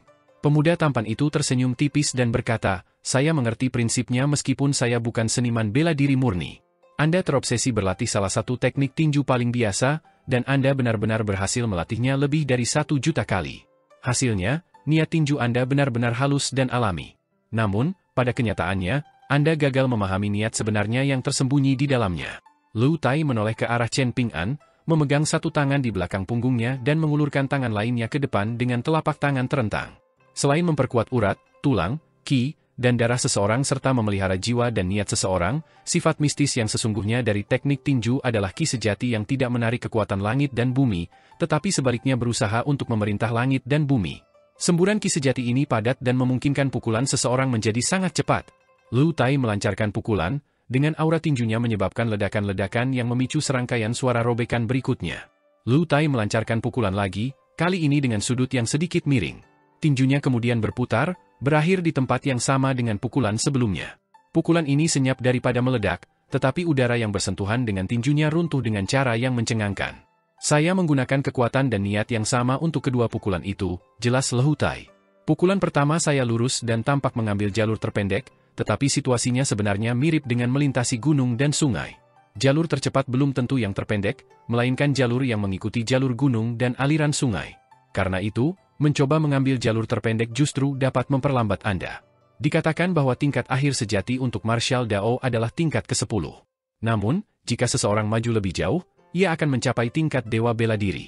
Tingkat Dewa Bela Diri tertinggi ini adalah yang bahkan membuat iri dan takut para pemurni Qi. Lu Tai menarik tinjunya dan mendesah. Sambil menatap langit dengan ekspresi melayang, dia melanjutkan, kekacauan telah mulai melanda dunia. Kamu harus tetap hidup, Chen Ping'an. Jika kamu bisa hidup sampai akhir, maka... Darah mulai merembes dari sudut mulut Lu Tai, tetapi dia tetap bersikeras mengatakan, kamu pasti harus tetap hidup dan dengan tegas mempertahankan tempat itu. Pastikan untuk mencegah dirimu terseret dan dipaksa oleh tren yang tak terhentikan. Kamu harus menjadi pilar yang tak tergoyahkan. Ketika saatnya tiba, kamu akan menerima bantuan dari semua pihak dan bahkan dari surga dan bumi. Jangan batasi visimu pada keuntungan jangka pendek. Aku yakin kamu bisa melangkah lebih jauh dari Cao Qi, dan aku yakin kamu bisa membangun kembali jembatan keabadianmu dan menjadi seorang pendekar pedang abadi. Rahasia ilahi tidak dapat diungkapkan. Mungkin ini adalah ucapan santai dan bercanda yang sering diucapkan oleh pemurni Qi biasa. Akan tetapi, hal ini tidak berlaku bagi para pengikut naturalis. Mereka yang ahli dalam ilmu ramal, meramal nasib, dan horoskop seringkali tidak meninggal dengan tenang. Beberapa orang terkadang meninggal dengan tenang, tetapi mereka tidak mimpi tentang anak-anak dan keturunan mereka yang menerima berkat leluhur. Bahkan, orang-orang ini dapat menghabiskan kekayaan keturunan mereka dan dengan demikian mencelakai orang-orang setelah mereka. Chen Ping'an sudah bisa merasakan beratnya situasi, jadi dia berteriak pelan, cukup, Lu Tai. Lu Tai mengangguk dan menyeka darah dari mulutnya menggunakan punggung tangannya. Setelah kembali ke tempat duduknya di samping meja batu, dia tersenyum lebar pada anak muda itu dan berkata, karena aku sudah menemukan tempat ini dan menemukan panggung matahari terbit di benteng elang terbang, kau harus melanjutkan perjalananmu sendiri setelah ini. Chen Ping'an duduk di samping Lu Tai dan menjawab sambil mengangguk, aku akan pergi ke utara sendiri setelah kita selesai menangani masalah di sini. Kau tidak perlu mengkhawatirkanku. Apa kau punya rencana? Tanya Lu Tai. Tentu saja. Chen Ping'an tersenyum dan menjelaskan, dalam jangka pendek, saya ingin menemukan reruntuhan medan perang kuno dan mencari jiwa-jiwa heroik yang masih ada. Saya perlu menempa 3 jiwa saya untuk memperkuat fondasi seni bela diri tingkat keempat saya. Dalam jangka panjang, saya ingin terus berlatih teknik tinju dengan orang tua itu setelah saya kembali ke rumah. Dengan begitu, saya dapat meningkatkan kultivasi saya dengan lebih mantap dan dengan demikian meningkatkan peluang saya untuk mencapai seni bela diri tingkat ke-7. Lu Tai mengangguk dan berkata, aku baik-baik saja, kau tidak perlu khawatir tentangku. Reaksi keras seperti ini dari Dao Surgawi hanyalah makanan ringan biasa bagi anggota klan Lehu. Chen Ping'an akhirnya merasa tenang setelah memastikan bahwa Lu Tai tidak meremehkan luka-lukanya. Dia melingkarkan tangannya di belakang kepala dan berkata perlahan, ada juga sesuatu yang sudah kupikirkan tetapi belum sempat kulakukan. Aku ingin membuka jalan baru untuk kampung halamanku, jalan yang memiliki pavilion peristirahatan setiap 7 atau 8 kilometer. Hatiku tidak akan sakit berapapun uang yang harus kukeluarkan.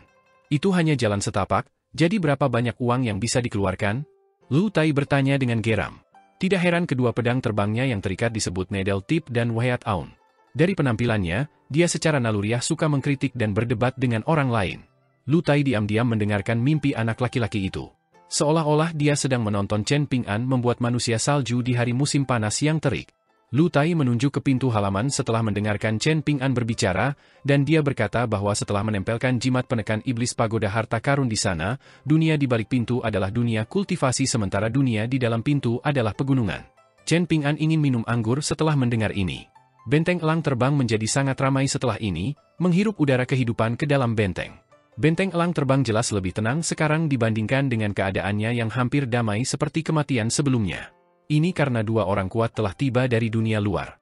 Mereka bukanlah seniman bela diri gagah berani yang berkeliling dunia, tipe orang yang dikenal benteng elang terbang, mereka juga bukan grandmaster seni bela diri yang terkenal.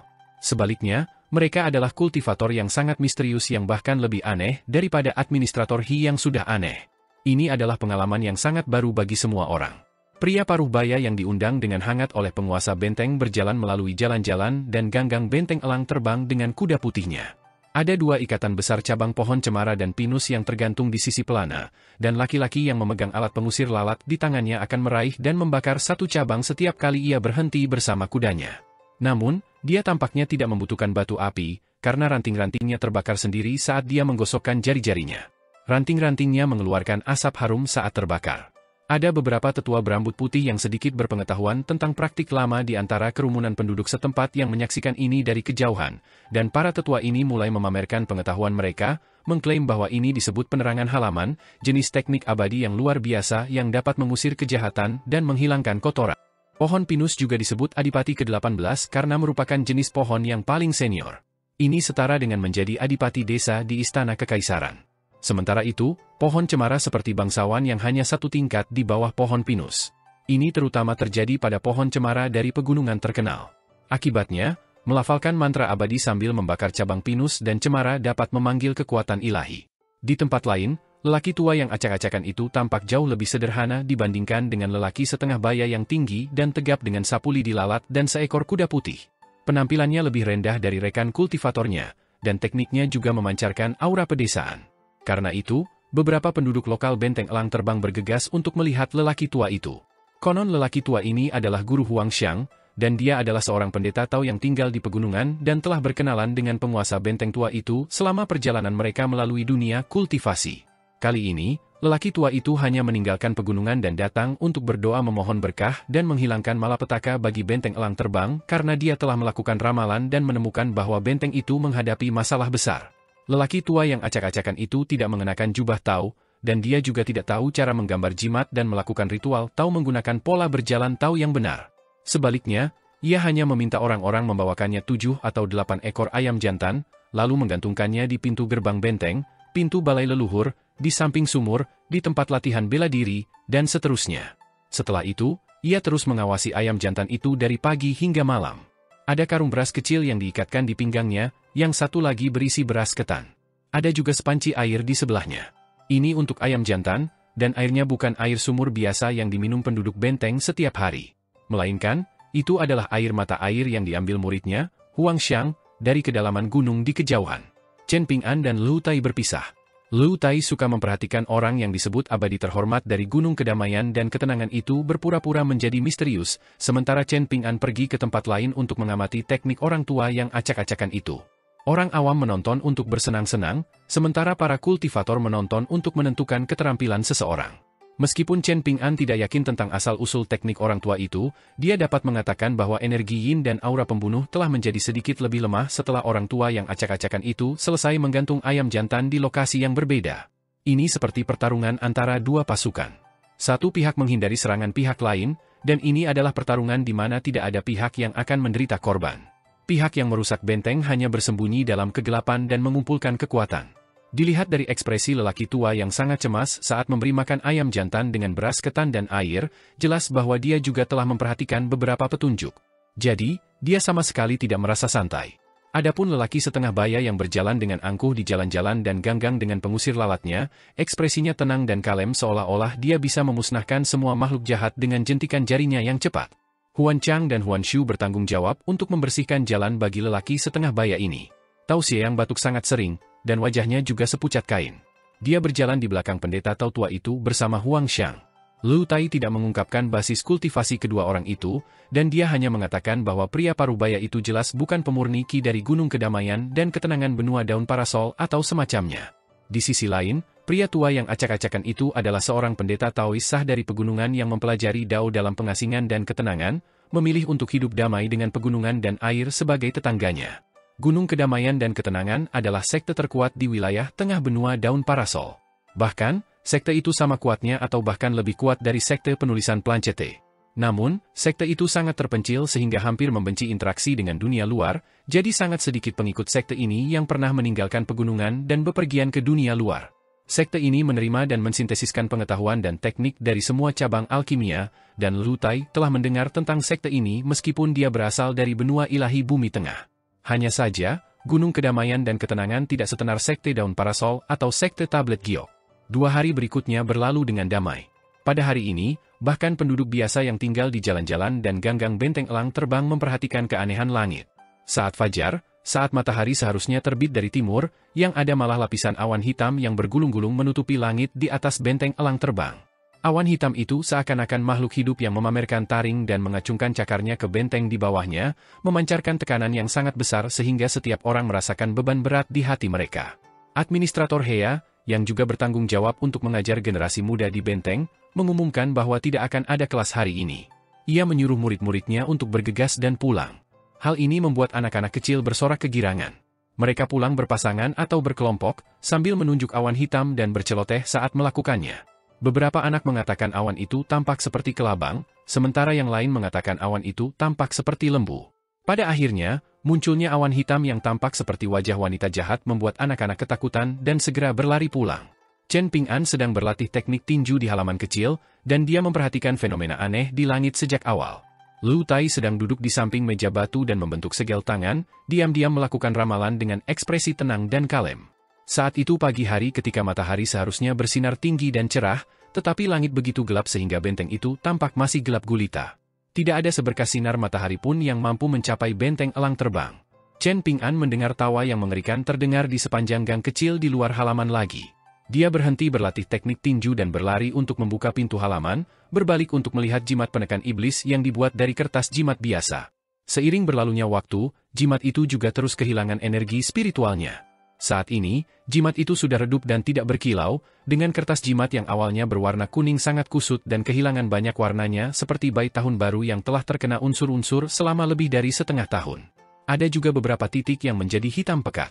Tidak heran hantu dan entitas yin itu berani muncul kembali dan memprovokasi mereka lagi. Lu Tai berjalan keluar dengan kedua tangannya di dalam lengan bajunya yang berlawanan.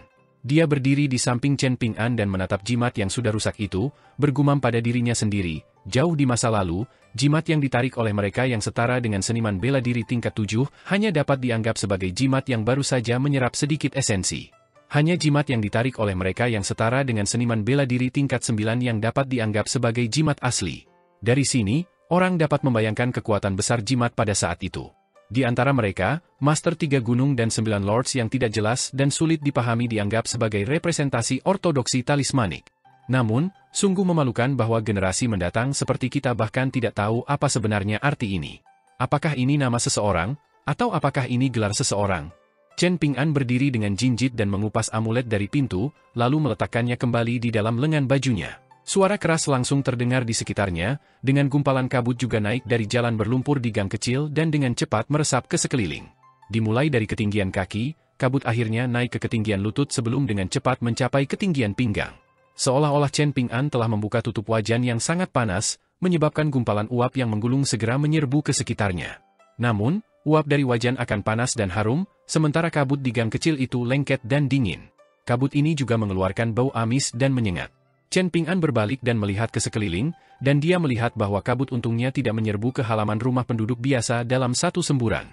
Namun, berbagai gaya dewa pintu, orang bijak bela diri, orang bijak sastra, dan dewa lainnya, yang terpampang di pintu halaman setiap orang segera mulai bergerak pelan, dengan energi spiritual mereka yang sudah sangat sedikit menghilang menjadi ketiadaan. Dewa pintu ini tidak lagi mampu melindungi pemilik halaman. Sekali lagi, Chen Ping'an melihat orang dewasa dan anak kecil berpakaian putih berkabung muncul di ujung gang kecil. Anak kecil itu masih menatap Chen Ping'an, dan ada darah yang terus menetes dari matanya yang merah cerah dan mengalir di wajahnya yang seputih salju. Namun, darah itu tidak menetes ke tanah, dan malah merayap di sekitar wajah anak kecil itu seperti banyak cacing yang menggeliat. Mereka masuk dan keluar dari mata anak itu, dan seolah-olah mereka memperlakukan matanya sebagai sarang mereka. Orang dewasa yang memegang tangan anak kecil itu ternyata tidak memiliki ciri-ciri apapun di wajahnya. Seolah-olah ada kain putih tebal yang menutupi wajahnya dan menyembunyikan mata, telinga, hidung, dan mulutnya. Banyak entitas yin yang mengerikan dan kotor lainnya bergerak menuju halaman kecil di ujung gang. Ada seorang wanita tua tanpa ekspresi yang membungkuk dengan tangan dan kakinya di tanah, dan dia dengan gesit merangkak melintasi dinding halaman dan terus bergumam kepada Chen Ping'an bahwa dia ingin makan daging. Ada juga banyak anak kecil yang berjongkok di depan dinding halaman dengan tangan melingkari kaki mereka dan kepala mereka bersandar di lutut mereka. Suara tangisan sesekali mendesis keluar dari sela-sela gigi mereka dan terbawa angin, seolah-olah mereka ingin menceritakan kisah tragis mereka tetapi terlalu muda untuk berbicara dan mengatakan kebenaran mereka dengan benar. Chen Ping'an benar-benar tidak takut pada entitas-entitas ini meskipun dia telah menghormati hantu dan dewa sejak usia muda. Dapatkah seseorang membayangkan seorang anak kecil, berusia 4 atau 5 tahun, berlari ke makam abadi sendirian, baik saat cuaca cerah maupun hujan? Setelah mulai berlatih teknik tinju, anak laki-laki kecil yang kini telah menjadi remaja itu kemudian memulai 3 perjalanan panjang, termasuk perjalanan ke benua daun payung ini. Selama perjalanannya, berapa banyak hal aneh dan menakjubkan yang telah disaksikannya? Jika demikian, Apakah ia masih takut dengan hal seperti ini? Oleh karena itu, Chen Ping'an tidak terpengaruh bahkan ketika orang dewasa dan anak kecil itu perlahan berjalan mendekat dan tiba di luar gerbang halaman. Bahkan, ia melangkah maju dan berdiri di tepi tangga seolah menunggu mereka untuk melakukan langkah pertama. Anak kecil dengan darah menggeliat di wajahnya menatap Chen Ping'an sepanjang waktu. Ketika ia menoleh untuk menatap Chen Ping'an, ia bertanya, "Dagingmu sangat harum. Bolehkah aku menggigitnya? Aku hanya ingin setengah dari jantungmu. Bolehkah aku memilikinya?" Anak kecil itu berbicara sangat lambat, dan terus berjalan maju sambil berbicara. Ketika dia mengucapkan kata, "hati", punggungnya sudah menghadap Chen Ping'an, dan kepalanya sudah berputar 180 derajat. Dia terus menatap Chen Ping'an, dan dia bahkan menjulurkan lidahnya yang hitam pekat untuk menjilati darah di bibirnya. Namun, wanita tua yang merangkak di sepanjang dinding halamanlah yang bergerak lebih dulu, memantul dari dinding dan menerjang Chen Ping'an. Chen Ping'an bahkan tidak meliriknya saat dia melangkah maju dan menuruni tangga. Dia kemudian melayangkan pukulan biasa sebelum sepatu botnya menyentuh jalan gang berlumpur, menghantam kepala wanita tua itu dan membuat entitas yin itu terpental dan menabrak dinding seberang, meledak berkeping-keping sebelum dia sempat meratap kesakitan. Entitas yin di gang kecil itu langsung meledak dengan ganas saat melihat ini, menyebabkan asap hitam bergolak dan menyerbu ke depan saat mereka dengan marah menerjang Chen Ping'an. Semua entitas yin ini terbentuk dari emosi dendam orang-orang yang sudah meninggal. Chen Ping'an memegang tangan kirinya di dalam lengan bajunya dan di belakang punggungnya, hanya menggunakan tangan kanannya untuk melawan makhluk-makhluk ini. Niat tinjunya sangat terkendali dengan baik, hanya mengalir melalui lengan kanannya dan hanya melepaskan cukup kekuatan untuk mengalahkan lawan-lawannya. Auranya juga terkondensasi dan tidak terpancar ke sekeliling. Hasilnya, dia mampu melenyapkan entitas yin yang menyerang dengan ganas dengan setiap pukulan yang dia lontarkan. Bagi Chen Ping'an masa kini, melepaskan sejumlah besar niat tinju sama saja dengan mengambil seember air dari sumur yang dalam. Namun, dari sudut pandang entitas yin, lengan kanan anak laki-laki berpakaian putih itu tampak seperti sinar matahari yang cemerlang dan menyilaukan yang menembus kegelapan. Hampir 80% entitas yin yang menyerbu dengan ganas di gang kecil itu musnah hanya dalam beberapa detik.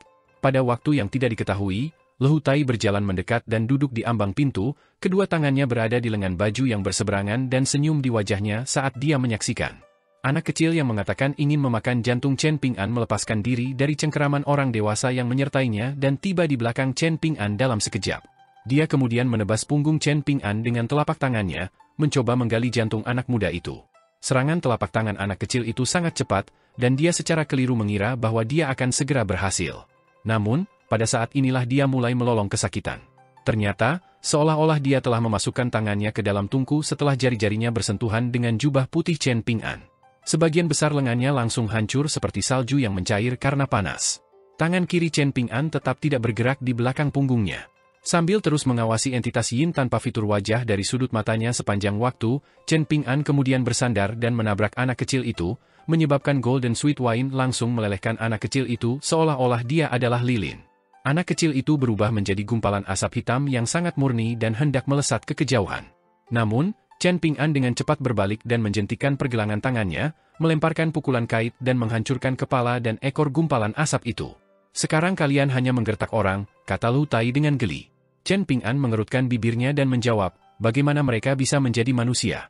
Di dalam bangunan utama benteng elang terbang, puluhan anggota pilar klan Huan berdiri membeku dengan ekspresi gelap dan pucat. Yang membuat penguasa benteng Huan yang benar-benar tak percaya, penyebab utama di balik semua ini sebenarnya adalah Dewa Abadi yang terhormat dari Gunung Kedamaian dan Ketenangan yang telah menghabiskan banyak uang untuk mengundangnya. Ada 4 tungku di aula besar, 1 di setiap sudut, dan cabang-cabang pohon pinus dan cemara di dalamnya telah terbakar sejak lama. Beberapa waktu sebelumnya, Dewa Abadi yang terhormat itu telah mengklaim bahwa bangunan utama ini adalah lokasi geografis penting yang telah lama didambakan oleh para iblis dan hantu itu. Jadi, perlu untuk mengumpulkan semua orang di bangunan utama untuk melakukan apa yang disebut ritual pembakaran aula.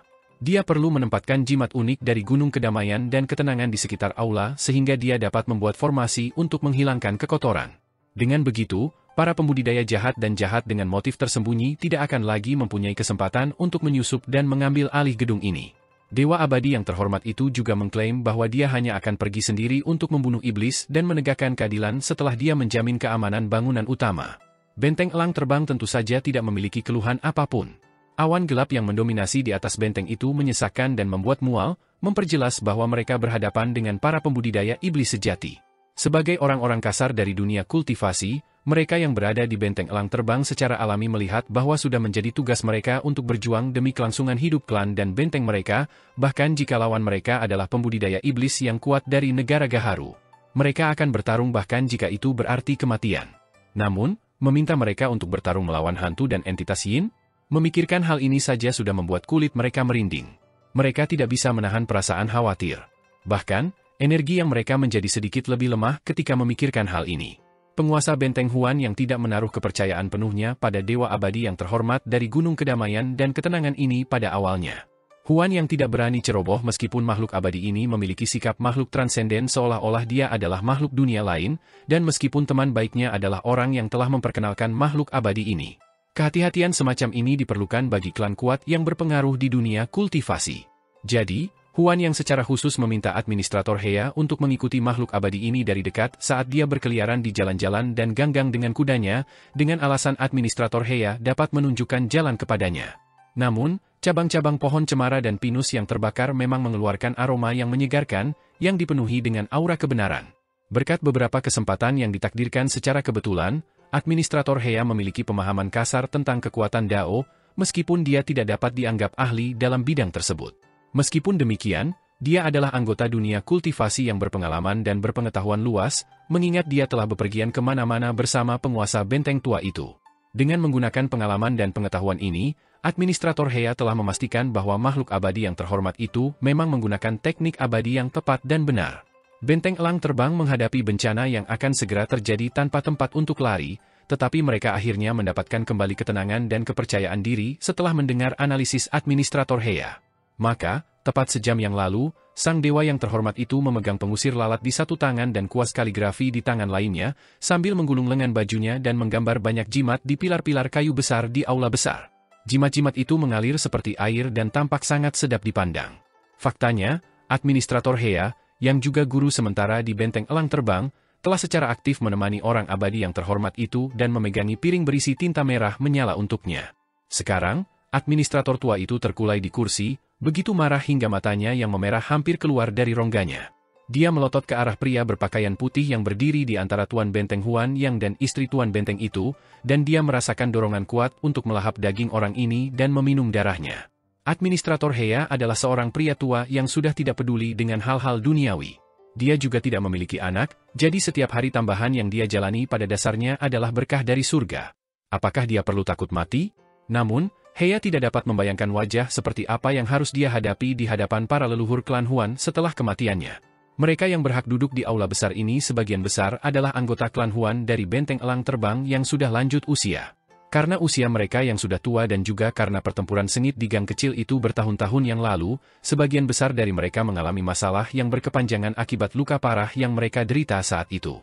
Energi vital mereka rendah, jadi wajah mereka semua menjadi gelap dan pucat setelah mereka menghirup asap dari pohon pinus dan cemara yang terbakar. Tubuh mereka kejang-kejang, dan mungkin saja mereka akan mati tanpa perlu melakukan apapun bagi pria berpakaian putih itu. Sementara itu, para pemuda yang berdiri di belakang para tetua mereka sebagian besar adalah pemula dalam hal seni bela diri, jadi kebanyakan dari mereka jatuh ke lantai setelah menghirup asap dari dahan-dahan pohon. Mereka yang memiliki kultivasi seni bela diri yang lebih baik masih dapat duduk bersila dan menyalurkan ki mereka, berusaha sebaik mungkin untuk tetap sadar dan berpikiran jernih.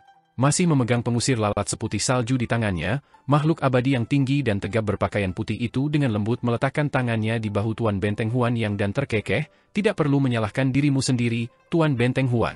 Kamu tidak perlu merasa bersalah karena mengundang serigala ke dalam rumah. Lagi pula, aku hanya menggunakan rencana seperti itu di benteng elang terbang karena aku ingin menghemat tenagaku sendiri. Bahkan jika kita benar-benar bertarung satu sama lain, kalian orang-orang gagah berani dari dunia kultivasi masih akan menghadapi kematian yang hampir pasti. Aku dengan hati-hati merencanakan semuanya selama beberapa dekade, dan ini adalah kasus seseorang dengan rencana rumit yang benar-benar mengejutkan targetnya. Tidak hanya itu, ini luar pegunungan. Dengan begitu banyak hal yang menimpa kalian, bagaimana mungkin kalian tidak mati? Istri penguasa benteng Huan yang gemetar ketakutan. Dari semua orang di aula besar, hanya ekspresinya yang tetap normal, dan ini mungkin karena dia tidak terpengaruh oleh asap beracun dari cabang-cabang pohon pinus dan cemara. Namun, dia sudah ketakutan setengah mati. Bagaimanapun, dia hanyalah seseorang yang lahir dan tumbuh di benteng elang terbang. Dia lebih suka ketenangan daripada petualangan, dan dia tidak pernah menjelajah lebih dari 50 km dari benteng.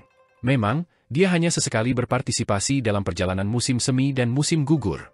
Jika demikian, bagaimana mungkin dia bisa tetap tenang dalam menghadapi bencana yang begitu mengerikan?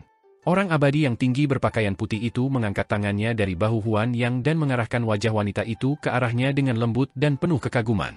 Namun, matanya tidak dipenuhi dengan nafsu seorang pria yang mendambakan seorang wanita cantik, dan sebaliknya matanya dipenuhi dengan kepuasan seorang pengrajin yang sedang memeriksa karya yang paling membanggakan dalam hidup mereka. Dia dengan enggan menarik tangannya dan berkata sambil tersenyum, "Untungnya, pertarungan misterius di dekat sini tidak memengaruhi benteng elang terbang kita. Kalau tidak, kita akan kehilangan segalanya jika rencana kita terbongkar oleh orang yang jeli. Sejujurnya, kalian bisa menikmati hidup damai selama setengah tahun lagi sesuai dengan rencana awal kita. Namun, tuanku benar-benar para kultivator yang planchette. Apa yang harus kita lakukan saat itu? Jadi, aku segera bergegas ke sini setelah menerima surat rahasia dari tuanku. Tidak seorang pun di aula besar itu memiliki kemampuan untuk berbicara, dan ini membuat orang abadi terhormat berpakaian putih itu merasa sedikit bosan. Pada akhirnya, itu adalah cacat kecil yang tidak dapat dipuji oleh siapapun yang hadir atas kehebatannya. Dia melihat sekeliling aula besar dan mencibir, "Apakah kalian masih berharap bahwa pendeta Tau tua dan pendeta Tau muda dapat menyelamatkan kalian? Aku mendorong kalian untuk menyerah." Pendeta Tau tua itu adalah seorang kultivator keliling tingkat kelima yang menyedihkan, jadi akan sangat beruntung baginya jika satu pukulan dariku tidak berhasil membunuhnya. Aku hanya membiarkan mereka begitu saja karena sedikit energi vital dan energi spiritual yang diberikan oleh guru dan murid itu dapat menambah lapisan gula pada kue. Orang abadi tinggi berpakaian putih itu merasa sedikit menyesal saat mengatakan ini. Dia tidak akan menuangkan begitu banyak obat rahasia pada cabang-cabang pohon pinus dan cemara jika dia tahu tentang ini sebelumnya. Aula itu penuh dengan orang bisu, tidak ada seorang pun yang mampu meninggikan suara dan memakinya, apalagi berlutut dan bersujud sambil memohon agar diselamatkan. Ini sungguh sangat membosankan. Karena kesimpulannya sudah dapat dipastikan, dan memanfaatkan kesempatan saat tuannya belum bertindak, sang abadi tinggi berpakaian putih ingin melakukan sesuatu untuk menghibur dirinya sendiri. Dia melihat sekeliling aula, dan tatapannya akhirnya tertuju pada seorang wanita yang menyalurkan ki-nya untuk melawan efek obat rahasia tersebut. Dia tidak menyadarinya sebelumnya, tetapi wanita yang ramping dan tampak lembut ini sebenarnya adalah seniman bela diri tingkat 4 yang telah menyembunyikan kekuatan aslinya. Dia pasti telah bekerja sangat keras untuk mencapai basis kultivasi seperti itu. Dia perlahan berjalan mendekat sebelum berjongkok dan meraih dagunya. Ada tatapan yang intens dan tegas di mata wanita itu. Sang abadi tinggi berpakaian putih tersenyum tipis dan mengambil botol porselen yang berkilau dan indah dari lengan bajunya. Dia kemudian berbalik dan melihat seorang anak laki-laki muda yang penampilannya sangat mirip dengan wanita itu. Dia ambruk di tanah dan kejang-kejang, dengan matanya terbelalak dan buih mengalir dari mulutnya. Jelas bahwa dia sedang mendekati kematian. Mata sang abadi tinggi berpakaian putih menyala. Ini cukup menarik. Pemuda ini secara mengejutkan memiliki bakat kultivasi, mungkin cukup untuk menjadikannya murid langsung yang berharga dalam pasukan kelas 3. Karena orang abadi bertubuh tinggi berpakaian putih itu tidak memiliki hal yang lebih baik untuk dilakukan saat ini, ia memutuskan untuk membantu anak muda ini. Namun, pada akhirnya akan tergantung pada keterampilan dan keberuntungan anak muda itu sendiri apakah ia dapat bertahan hidup dan menjadi murid eksternal gurunya. Namun, sebelum itu, anak laki-laki itu dapat menikmati tubuh seorang wanita cantik terlepas dari apakah ia hidup atau mati pada akhirnya. Adapun orang lain di aula besar, mereka dapat menikmatinya dengan mata mereka. Orang abadi tinggi berpakaian putih yang menyamar sebagai orang abadi dari Gunung Kedamaian dan Ketenangan mengulurkan jari dan meletakkannya di dahi anak laki-laki itu. Dengan menekuk jarinya dengan santai, ia kemudian mengeluarkan gumpalan asap hijau yang menyengat dan memadatkannya menjadi bola kecil. Ia menjentikan jarinya dengan ringan setelahnya, menyebabkan bola asap kecil itu menghilang di aula. Anak laki-laki muda yang tampan itu segera sadar dan baru saja akan mengatakan sesuatu. Namun, orang abadi tinggi berpakaian putih itu segera membanting pil alkimia merah tua ke dalam mulutnya. Ia melemparkan anak laki-laki itu ke tengah aula sebelum menjentikan pengocok lalatnya dan menghancurkan napas ki sejati murni yang wanita itu berusaha sekuat tenaga untuk mempertahankan dan menahan asap beracun itu. Setelah melakukan hal ini, dia memanggil awan dan kabut untuk membawanya ke anak laki-laki muda itu. Dewa tinggi berpakaian putih itu tersenyum dengan mata menyipit dan berkata, "Silakan nikmati pertunjukannya, semuanya." Wajah anak laki-laki itu memerah saat dia meringkuk dan gemetar tak terkendali. Namun, matanya langsung menjadi bersemangat saat melihat wanita itu, dan dia mulai merangkak perlahan ke arahnya. Pembudidaya jahat dan sesat seperti kita tidak dapat dibandingkan dengan kekuatan dan sekte yang kuat dan stabil itu. Kita tidak hanya harus mengadopsi metode sesat yang bertentangan dengan etiket dunia saat kita berkultivasi, tetapi hal yang paling menjijikan adalah bahwa potensi tertinggi kita akan tetap terbatas bahkan setelah kita melakukan ini. Bahkan mencapai penghalang ke tingkat inti emas hanyalah mimpi yang tidak dapat dicapai bagi kita. Dewa tinggi berpakaian putih itu tampak sedikit marah saat mengatakan ini. Namun, dia segera tersenyum dan berkata kepada anak muda itu, meski begitu, ini bukan alasan untuk meremehkan tingkat pengamatan laut dan tingkat gerbang naga. Anak muda, pikiranmu menjadi rileks setelah memakan pil Nanke milikku yang sangat mistis, dan ini sebenarnya adalah kondisi langka yang mirip dengan tingkat formasi sayap. Namun, salah satu dari 7 emosi dan 6 keinginanmu akan menjadi jauh lebih kuat karena ini. Ini juga merupakan rahasia yang tidak diajarkan dari garis keturunanku. Mengenai emosi atau keinginan mana yang lebih kuat, ini tergantung pada jenis pil Nanke yang ditelan. Yang kuberikan kepadamu adalah jenis yang paling mahal, jadi pastikan untuk tidak menyia-nyiakannya. Kamu dapat menikmati dirimu sendiri sepenuhnya, dan kamu akan dapat bertahan hidup selama kamu dapat mempertahankan sedikit kejernihan sepanjang waktu. Jika kamu berhasil, aku akan menerimamu sebagai muridku dan menjamin jalan yang mulus bagimu di awal perjalanan kultivasimu. Bahkan, kamu akan memiliki kesempatan untuk mencapai 5 tingkat tengah. Wanita itu sangat khawatir, tetapi dia tidak bisa menggerakkan tubuhnya sama sekali. Sedikit ketakutan dan keputusasaan akhirnya muncul di wajahnya. Wanita abadi bertubuh tinggi berpakaian putih itu terus menyemangati anak laki-laki itu, dengan berkata, tidak ada yang perlu dikhawatirkan. Semua orang di aula akan mati, jadi kamu tidak perlu takut apapun. Dao surgawi tidak memiliki emosi, jadi bagaimana mungkin ada gagasan tentang baik dan jahat dalam hal kultivasi? Jantungnya tiba-tiba tersentak pada saat ini, dan dia segera mengangkat kepalanya dan mencengkeram pengusir lalatnya seolah-olah dia sedang menghadapi musuh yang kuat. Seseorang menguap malas sambil duduk di atas balok di atas. Mereka menunduk menatap kultivator iblis itu, dan mereka mengambil kipas lipat bambu dari lengan baju mereka, mengayunkannya pelan sambil berkata, seberapa membosankannya dirimu? Apakah kamu benar-benar senang berbicara sendiri? Orang ini tidak lain adalah Lehutai.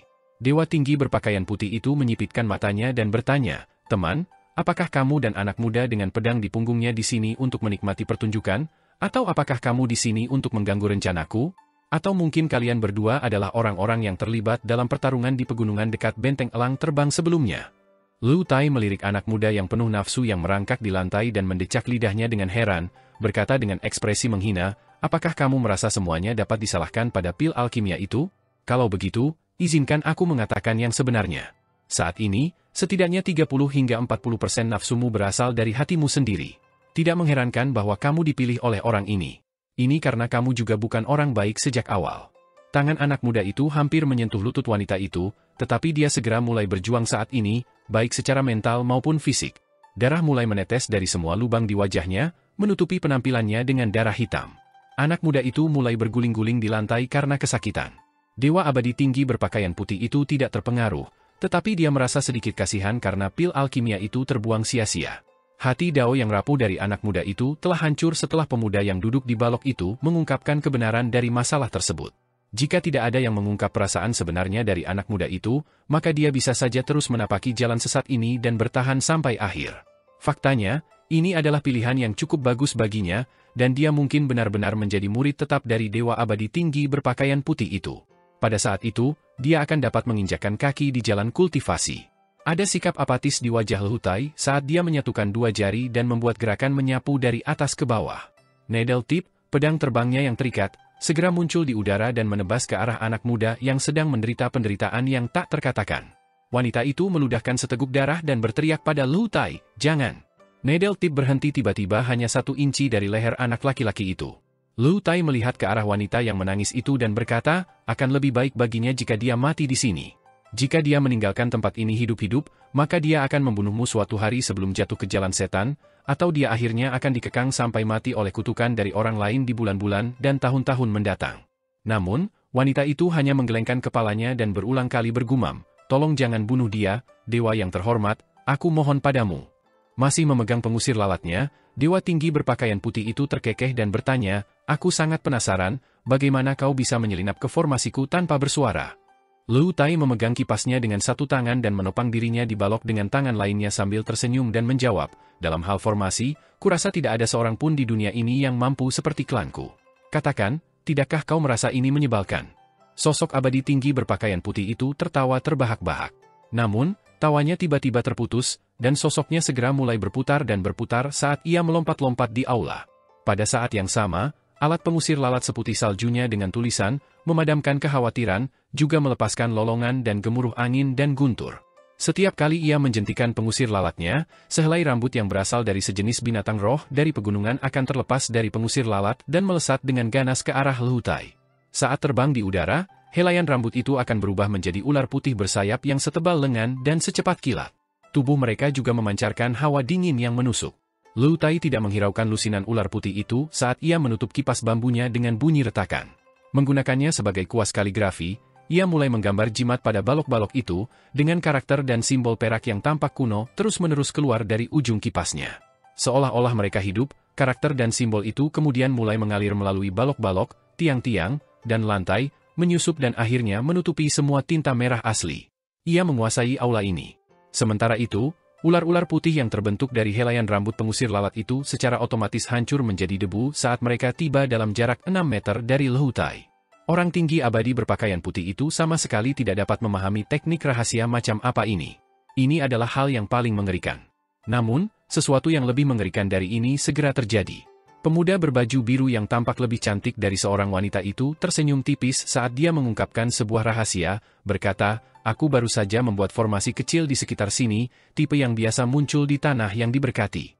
Formasi ini dapat membatasi semua teknik abadi yang disalurkan oleh orang luar, sementara aku sendiri dapat menjadi orang bijak di daerah ini.